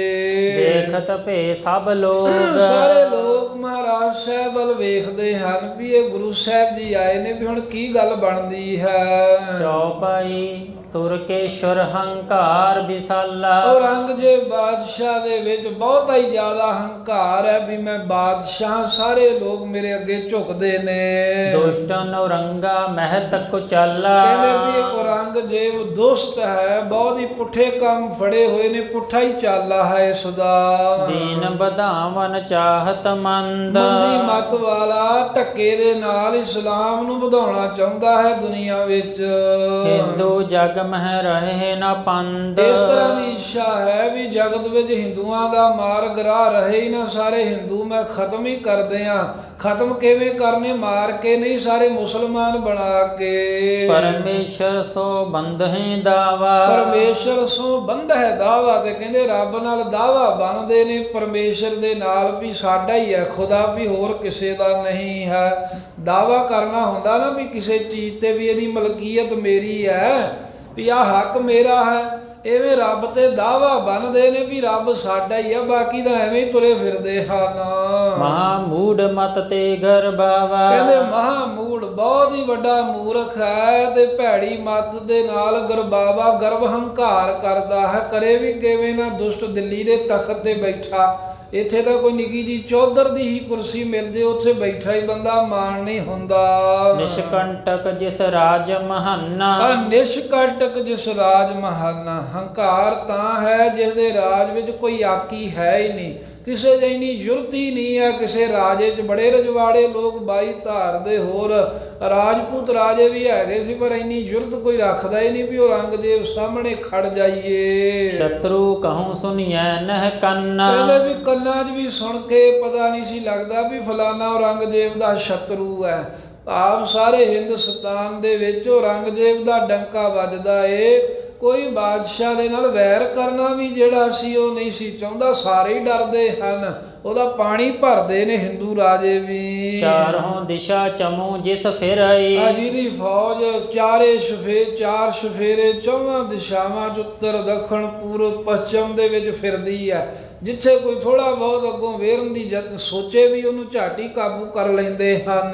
ਸਕਲ ਦੇਸ਼ ਸਦ ਹੀ ਅਨੁਸਰਈ, ਇਸ ਕਰਕੇ ਸਾਰਾ ਦੇਸ਼ ਔਰੰਗਜ਼ੇਬ ਦੇ ਸਦਾ ਅਨੁਸਾਰ ਚੱਲਦਾ ਹੈ। ਮਾਰਹਿ ਬੰਧਹਿ ਲੇਵਹਿ ਸ਼ੀਨਾ, ਜਿਹਨੂੰ ਮਰਜੀ ਮਾਰ ਦਿੰਦਾ, ਜਿਹਨੂੰ ਮਰਜੀ ਬੰਨ ਦਿੰਦਾ ਹੈ, ਜਿਹਦੇ ਕੋਲੋਂ ਮਰਜੀ ਧਰਤੀ ਰਾਜ ਭਾਗ ਖੋਹ ਲੈਂਦਾ, ਕੋਈ ਕੁਸਕਦਾ ਨਹੀਂ ਔਰੰਗਜ਼ੇਬ ਅੱਗੇ। ਸਰਬਨ ਰੇਸ਼ ਬਸੀ ਨਿਜ ਕੀਨ, ਜਿਸ ਨੇ ਸਾਰੇ ਹੀ ਰਾਜੇ ਜਿਹੜੇ ਰਾਜਪੂਤ ਰਜਵਾੜੇ 22 ਧਾਰ ਦੀਆਂ ਰਿਆਸਤਾਂ ਦੇ ਆਪਣੇ ਵਸ ਕੀਤੇ, ਆਪਣੀ ਜੁੱਤੀ ਥੱਲੇ ਰੱਖਦਾ ਇਹਨਾਂ ਸਾਰਿਆਂ ਨੂੰ। ਜਿਮ ਰਾਵਨ ਤ੍ਰੈ ਲੋਕਨ ਰਾਜਾ, ਜਿਵੇਂ ਕਹਿੰਦੇ ਸੁਣਿਆ ਹੈ ਨਾ ਪੁਰਾਣਾ ਦੀਆਂ ਕਥਾ 'ਚ ਵੀ ਜਿਹੜਾ ਰਾਵਣ ਤਿੰਨਾਂ ਲੋਕਾਂ ਤੇ ਉਹਦਾ ਪ੍ਰਤਾਪ ਚੱਲਦਾ ਸੀ। ਤਿਮ ਇਸ ਛਿਤ ਪਰ ਸਹਿਤ ਸਮਝਿਆ, ਇਸ ਧਰਤੀ ਤੇ ਔਰੰਗਜ਼ੇਬ ਦਾ ਸਾਜੋ ਸਮਾਨ ਹੈ, ਇਹਦਾ ਹੀ ਹੁਕਮ ਚੱਲਦਾ। ਚਾਰ ਸ਼ਫੇਰੇ ਚਾਰੋਂ ਹੋਰ ਖਰੇ ਕਰ ਜੋਰੇ, ਚਾਰ ਸ਼ਫੇਰੇ ਉਮਰਾ ਨਵਾਬ ਐਲਕਾਰ ਅਫਸਰ ਸੂਬੇ ਹੱਥ ਜੋੜ ਕੇ ਜਿਸ ਔਰੰਗਜ਼ੇਬ ਦੇ ਖਲੋਤੇ ਹਨ। ਜੇ ਨ੍ਰਿਪ ਵੱਡੇ ਸਭਨ ਸਿਰ ਮੌਰੇ, ਜਿਹੜੇ ਆਪਣੇ ਆਪ ਨੂੰ ਵੱਡੇ ਰਾਜੇ ਵੀ ਅਖਵਾਉਂਦੇ ਨੇ, ਆਪਣੀ ਆਪਣੀ ਰਿਆਸਤ ਵਿੱਚ ਆਪਣੇ ਆਪ ਨੂੰ ਸਿਰਮੌਰ ਵੀ ਅਖਵਾਉਂਦੇ ਨੇ, ਔਰੰਗਜ਼ੇਬ ਦੀ ਸਭਾ ਵਿੱਚ ਪਹੁੰਚ ਕੇ ਉਹ ਵੀ ਹੱਥ ਜੋੜ ਕੇ ਨੀਵੀਆਂ ਪਾ ਕੇ ਖਲੋਤੇ ਪਏ ਹਨ। ਸ੍ਰੀ ਸਤਿਗੁਰ ਬੋਲੇ ਤੇ ਸਾਥ, ਧੰਨ ਗੁਰੂ ਤੇਗ ਬਹਾਦਰ ਸਾਹਿਬ ਮਹਾਰਾਜ ਉਸ ਵੇਲੇ ਉਸ ਪਾਪੀ ਔਰੰਗੇ ਨੂੰ ਕਹਿਣ ਲੱਗੇ, ਕਿਆ ਹਮ ਸੋ ਕਹੇ ਦਿੱਲੀ ਨਾਥ। ਇਹ ਦਿੱਲੀ ਦੇ ਬਾਦਸ਼ਾਹ ਸਾਨੂੰ ਕੀ ਤੂੰ ਕਹਿਣਾ ਚਾਹੁੰਦਾ ਹੈ? ਵੀ ਕਹਿੰਦੇ ਬੜਾ ਮਿਲਣ ਦੀ ਤੈਨੂੰ ਚਾਹਨਾ ਲੱਗੀ ਸੀ ਵੀ ਮੈਂ ਮਿਲਣਾ ਹੈ ਮਿਲਣਾ ਹੈ, ਕੀ ਕੰਮ ਹੈ ਕੀ ਕਹਿਣਾ? ਹੁਣ ਦੱਸ ਆ ਗਏ ਤੇਰੇ ਕੋਲ। ਕੌਣ ਕਾਜ ਹਮਰੇ ਬਸ ਜੋਵਾ, ਇਹੋ ਜਿਹਾ ਕਿਹੜਾ ਤੇਰਾ ਕੰਮ ਹੈ ਜਿਹੜਾ ਸਾਡੇ ਵੱਸ ਵੇਖਿਆ ਵੀ ਸਾਡੇ ਬਿਨਾਂ ਉਹ ਕੰਮ ਤੇਰਾ ਹੋ ਹੀ ਨਹੀਂ ਸਕਦਾ। ਜੋ ਤੁਮ ਤੇ ਨਹਿ ਪੂਰਨ ਹੋਵਾ। ਧੰਨ ਗੁਰੂ ਤੇਗ ਬਹਾਦਰ ਸਾਹਿਬ ਦੀ ਕਚਹਿਰੀ ਵਿੱਚ ਹੀ ਨਾਲੇ ਬਚਨ ਵੀ ਮਹਾਰਾਜ ਸਾਹਿਬ ਦਾ ਜਿਵੇਂ ਸੁਭਾਅ ਹੈ ਪਿਆਰ ਦੇ ਹੀ ਕਰਦੇ ਨੇ, ਪਰ ਪ੍ਰੇਮ ਦੇ ਬਚਨਾਂ ਜੀ ਇਹਨੂੰ ਕਹਿੰਦੇ ਵੀ ਇਹੋ ਜਿਹਾ ਕਿਹੜਾ ਕੰਮ ਹੈ ਜਿਹੜਾ ਤੇਰੇ ਕੋ ਨਹੀਂ ਹੋਇਆ ਤੇ ਹੁਣ ਤੂੰ ਸਾਡੇ ਕੋ ਕਰਾਉਣਾ ਚਾਹੁੰਦਾ ਹੈ। ਸੁਨਤ ਦੁਰਾਤਮ ਮੂਰਖ ਮਾਨੀ, ਕਹਿੰਦੇ ਵੀ ਭੈੜੀ ਆਤਮਾ, ਦੁਰ ਆਤਮਾ, ਦੁਸ਼ਟ ਆਤਮਾ, ਮੂਰਖ ਹੰਕਾਰੀ ਨੇ ਜਦੋਂ ਗੁਰਾਂ ਦਾ ਬਚਨ ਸੁਣਿਆ, ਮਹਾ ਪਾਪ ਕਰਤਾ ਧਰਮ ਹਾਨੀ। ਜਿਹੜਾ ਬਹੁਤ ਹੀ ਵੱਡਾ ਪਾਪ ਕਰਦਾ ਹੈ, ਧਰਮ ਦੀ ਹਾਨੀ ਹੀ ਚਾਹੁੰਦਾ, ਜਿਹਨੇ ਧਰਮ ਕਮਾਇਆ ਹੀ ਨਹੀਂ ਕਦੀ। ਅਥਮ ਰੰਗ ਬੋਲਿਓ ਮਮ ਕਾਜ, ਇਹੋ ਜਿਹਾ ਦੁਸ਼ਟ ਔਰੰਗਜ਼ੇਬ ਕਹਿਣ ਲੱਗਾ, ਮਹਾਰਾਜ ਮੇਰਾ ਜਿਹੜਾ ਕੰਮ ਹੈ ਮੈਂ ਤੁਹਾਨੂੰ ਦੱਸਦਾ ਹਾਂ ਜੋ ਤੁਹਾਡੇ ਕੋ ਹੋਵੇਗਾ। ਹੈ ਜੋ ਕਹੋ ਸੁਨੋ ਤੁਮ ਆਜ, ਜਿਹੜਾ ਕੰਮ ਤੁਹਾਡੇ ਤੇ ਮੈਨੂੰ ਪਿਆ ਹੈ ਸੁਣੋ, ਮੈਂ ਅੱਜ ਸਾਰੀ ਗੱਲ ਖੋਲ ਕੇ ਦੱਸਦਾ। ਸਭ ਜਗ ਮੁਸਲਮਾਨ ਕਰ ਦੇਣਾ, ਉਹ ਮਹਾਰਾਜ ਮੈਂ ਚਾਹੁੰਦਾ ਵੀ ਸਾਰਾ ਜਗਤ ਜਿਹੜਾ ਹੈ ਨਾ ਇਹਨਾਂ ਨੂੰ ਮੁਸਲਮਾਨ ਬਣਾ ਦੇਵਾਂ। ਏਕ ਮਈ ਸਭ ਕੋ ਪਿਖ ਲੈਣਾ, ਇੱਕ ਮਈ ਭਾਵ ਇੱਕੋ ਹੀ ਸਰੂਪ ਮੈਂ ਸਾਰਿਆਂ ਨੂੰ ਵੇਖਣਾ ਚਾਹੁੰਦਾ ਵੀ ਸਾਰੇ ਕਲਮਾ ਪੜ੍ਹਦੇ ਹੋਣ, ਨਵਾਜ਼ਾਂ ਪੜ੍ਹਦੇ ਹੋਣ, ਮੁਸਲਮਾਨ ਬਣ ਜਾਣ। ਹਿੰਦੂ ਰਹਿ ਨਾ ਭੂਮਹਿ ਕੋ, ਦੁਨੀਆ ਵਿੱਚ ਕੋਈ ਹਿੰਦੂ ਨਾ ਰਹੇ, ਮੇਰੇ ਮਨ ਦੀ ਚਾਹਨਾ ਹੈ। ਇਹ ਨੀਚਾ ਹਮਰੇ ਡਿੱਢ ਹੋ, ਇਹ ਨਿਸ਼ਚਾ ਮੈਂ ਦ੍ਰਿੜ ਕਰ ਲਿਆ। ਔਰੰਗਜ਼ੇਬ ਕਹਿੰਦਾ ਇਹ ਤਾਂ ਗੱਲ ਮੈਂ ਪੱਕੀ ਕਰ ਲਈ ਹੈ ਵੀ ਸਾਰੇ ਮੁਸਲਮਾਨ ਕਰਨੇ ਨੇ, ਦੁਨੀਆ 'ਚ ਕੋਈ ਹਿੰਦੂ ਰਹਿਣ ਹੀ ਨਹੀਂ ਦੇਣਾ। ਕਾਚੋ ਹਿੰਦਨ ਕੋ ਮਤ ਕੂੜਾ, ਉਹਦਾ ਕਾਰਨ ਮਹਾਰਾਜ ਇਹ ਹੈ ਵੀ ਮੈਂ ਇਹਨਾਂ ਦਾ ਭਲਾ ਕਰਨਾ ਚਾਹੁੰਦਾ। ਜਿਹੜਾ ਇਹਨਾਂ ਹਿੰਦੂਆਂ ਦਾ ਮਤ ਹੈ ਇਹ ਕੱਚਾ ਹੈ, ਝੂਠਾ ਮਤ ਹੈ, ਇਹ ਪੱਥਰਾਂ ਨੂੰ ਬੁੱਤਾਂ ਨੂੰ ਪੂਜਦੇ ਨੇ। ਬਕੇ ਤੂਫਾਨ ਮਿਲਹਿ ਗਨ ਮੂੜਾ, ਇਹ ਮਹਾਰਾਜ ਬਹੁਤੇ ਮੂਰਖ ਹਿੰਦੂ ਮਿਲ ਮਿਲ ਕੇ ਬੜਾ ਤੂਫਾਨ ਝੂਠ ਬੋਲਦੇ ਹਨ, ਝੂਠੀਆਂ ਹੀ ਗੱਲਾਂ ਕਰਦੇ ਹਨ। ਇਨੇ ਚਲਾਵੋ ਰਾਹ ਖੁਦਾਏ, ਇਹਨਾਂ ਨੂੰ ਮੈਂ ਖੁਦਾ ਦੇ ਰਾਹ ਤੇ ਚਲਾ ਕੇ ਇਹਨਾਂ ਦਾ ਭਲਾ ਕਰਨਾ ਚਾਹੁੰਦਾ ਹਾਂ। ਦੋਜ਼ਖ ਗਿਰਤੇ ਲਿਹੋ ਬਚਾਏ, ਇਹ ਸਾਰੇ ਹਿੰਦੂ ਮਹਾਰਾਜ ਦੋਜ਼ਖ ਨਰਕਾਂ ਦੀ ਅੱਗ ਵਿੱਚ ਹੀ ਡਿੱਗ ਰਹੇ ਨੇ। ਜਿਹੋ ਜਿਹੇ ਇਹਨਾਂ ਦੇ ਕਰਮ ਨੇ ਮੈਂ ਇਹਨਾਂ ਨੂੰ ਇਸਲਾਮ ਵਿੱਚ ਲਿਆ ਕੇ ਮੈਂ ਤਾਂ ਭਲਾ ਕਰਨਾ ਚਾਹੁੰਦਾ ਵੀ, ਕਿਉਂਕਿ ਜੇ ਮੁਸਲਮਾਨ ਬਣ ਜਾਣਗੇ ਤਾਂ ਇਹ ਨਰਕਾਂ ਦੀ ਅੱਗ ਵਿੱਚ, ਦੋਜ਼ਖਾਂ ਦੀ ਅੱਗ ਵਿੱਚ ਸੜਨੋਂ ਬਚ ਜਾਣਗੇ। ਹੋਏ ਦੀਨ ਮਹਿ ਕਲਮਾ ਕਹੈ, ਜਦੋਂ ਦੀਨ ਮਜ਼ਹਬ ਇਸਲਾਮ ਦੇ ਵਿੱਚ ਆਉਣਗੇ ਕਲਮਾ ਪੜ੍ਹ ਕਰਕੇ, ਚਲੇ ਸ਼ਰਾ ਮਹਿ ਨੇਕੀ ਲਹੈ, ਸ਼ਰਾ ਦੇ ਵਿੱਚ ਚੱਲਣਗੇ ਤਾਂ ਨੇਕੀ ਲੈਣਗੇ, ਭਾਵ ਬਹੁਤਾ ਜਸ ਖੱਟਣਗੇ ਸੰਸਾਰ 'ਚ। ਰੋਜ਼ੇ ਈਦ ਨਵਾਜ਼ ਕੁਰਾਨ, ਫਿਰ ਰੋਜ਼ੇ ਰੱਖਿਆ ਕਰਨਗੇ, ਈਦ ਦੀ ਬਕਰੀਦ ਦੀ ਨਿਤ ਦੀ ਨਵਾਜ਼ ਅਦਾ ਕਰਿਆ ਕਰਨਗੇ, ਜੁਮੇ ਦੀ ਨਵਾਜ਼ ਪੜਿਆ ਕਰਨਗੇ, ਇਨ ਕੋ ਧਾਰ ਅਤੇ ਕੁਰਾਨ ਸ਼ਰੀਫ ਪੜਿਆ ਕਰਨਗੇ। ਇਨ ਕੋ ਧਾਰਹਿ ਸਾਥ ਈਮਾਨ, ਤਿੰਨ ਕੋ ਧਾਰੈ ਸਾਥ ਈਮਾਨ। ਕਹਿੰਦੇ ਈਮਾਨ ਦੇ ਨਾਲ ਫਿਰਨਾ, ਇਮਾਨਦਾਰੀ ਦੇ ਨਾਲ ਇਹ ਰੋਜ਼ੇ ਆਦਿਕ ਧਾਰਨ ਕਰਨਗੇ, ਨਵਾਜ਼ਾਂ ਪੜਨਗੇ ਜਾਂ ਈਮਾਨ ਵਾਲੇ ਬਣ ਜਾਣਗੇ। ਪਹਿਲਾਂ ਬੇਈਮਾਨੇ ਹਨ।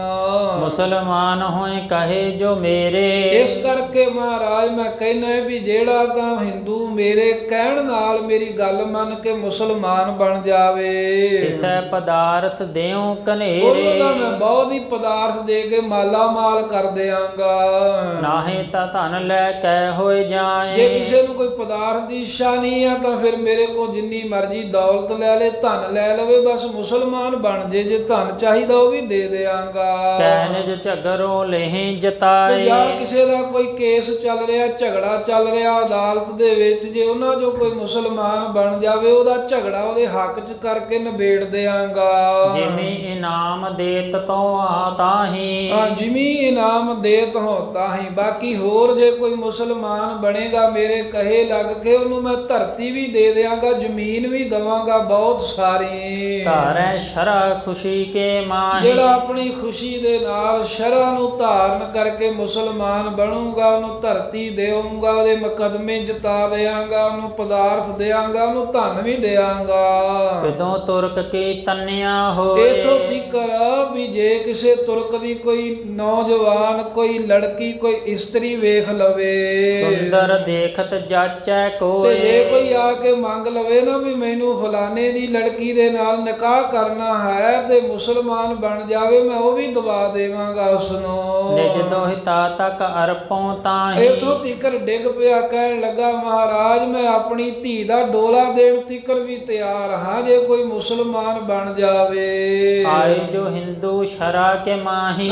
ਜਿਹੜਾ ਵੀ ਕੋਈ ਹਿੰਦੂ ਸ਼ਰਾ ਵਿੱਚ ਆਊਗਾ, ਮੈਂ ਉਹਨੂੰ ਆਪਣੀ ਬੱਚੀ ਦਾ ਵੀ ਡੋਲਾ ਦੇ ਦਿਆਂਗਾ। ਸੁਤਾ ਦਰਬ ਆਦਿਕ ਸਭ ਲੈ ਕੇ।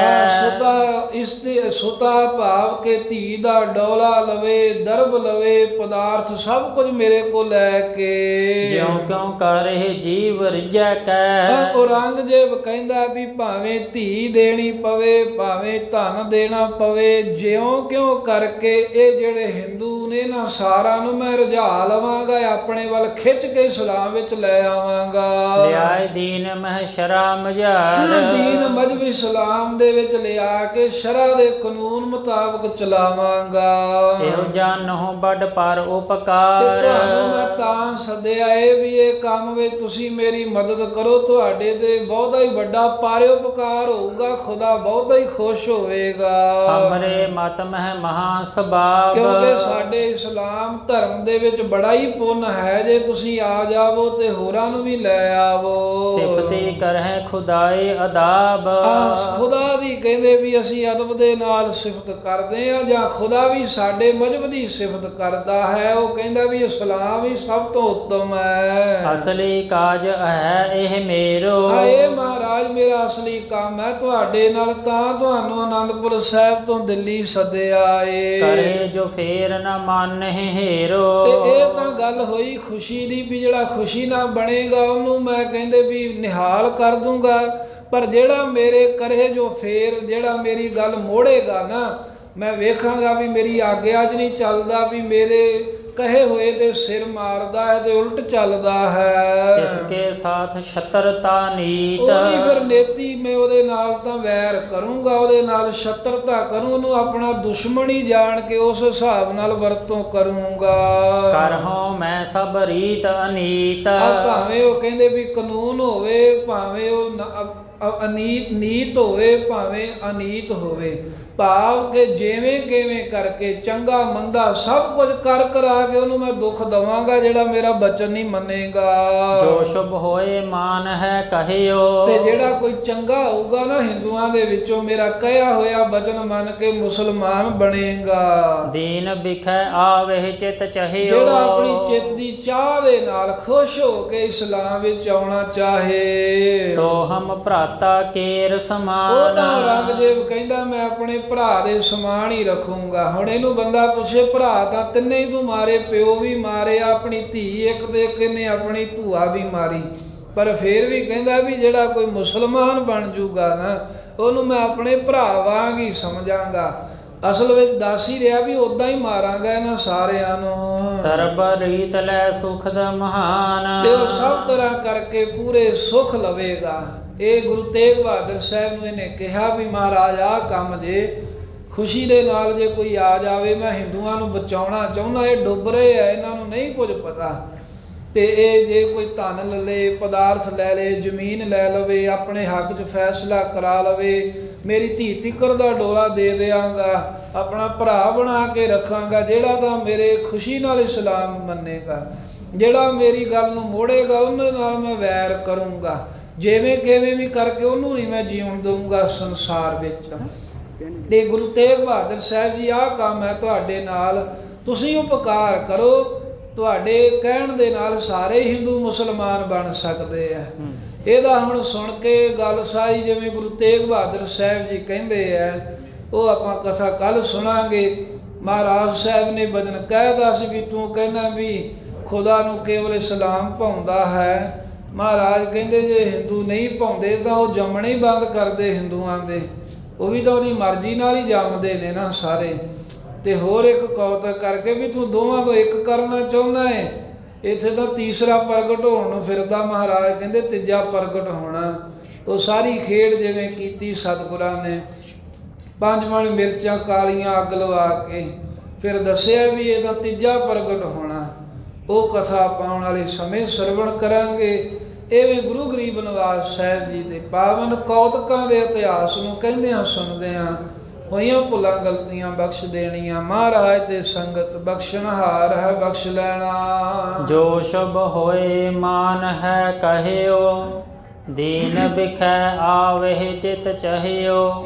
ਸੋ ਹਮ ਭਰਾਤਾ ਕੇਰ ਸਮਾਨ, ਸਰਬ ਰੀਤ ਲੈ ਸੁਖਨ ਮਹਾਨ। ਵਾਹਿਗੁਰੂ ਜੀ ਕਾ ਖਾਲਸਾ, ਵਾਹਿਗੁਰੂ ਜੀ ਕੀ ਫਤਿਹ। ਗੋਬਿੰਦ ਹੈ ਗੋਪਾਲ ਹੈ ਦਇਆਲ ਲਾਲ। ਪ੍ਰਾਨਨਾਥ ਅਨਾਥ ਸਖੇ ਦੀਨ ਦਰਦ ਨਿਵਾਰ। ਸਮਰਾਥ ਅਗਮ ਪੂਰਨ ਮੋਹਿ ਮਇਆ ਤਾਰ। ਅੰਧਕੂਪ ਮਹਾ ਭਿਆਨ ਨਾਨਕ ਪਾਰ ਉਤਾਰ। ਆਏ ਪ੍ਰਭ ਸਰਣਾਗਤੀ ਕਿਰਪਾ ਨਿਧ ਦਇਆਲ। ਏਕ ਅਖਰ ਹਰ ਮਨ ਬਸਤ ਨਾਨਕ ਹੋਤ ਨਿਹਾਲ। ਕਥਾ ਨਿਤਾ ਪ੍ਰਤ ਹੋ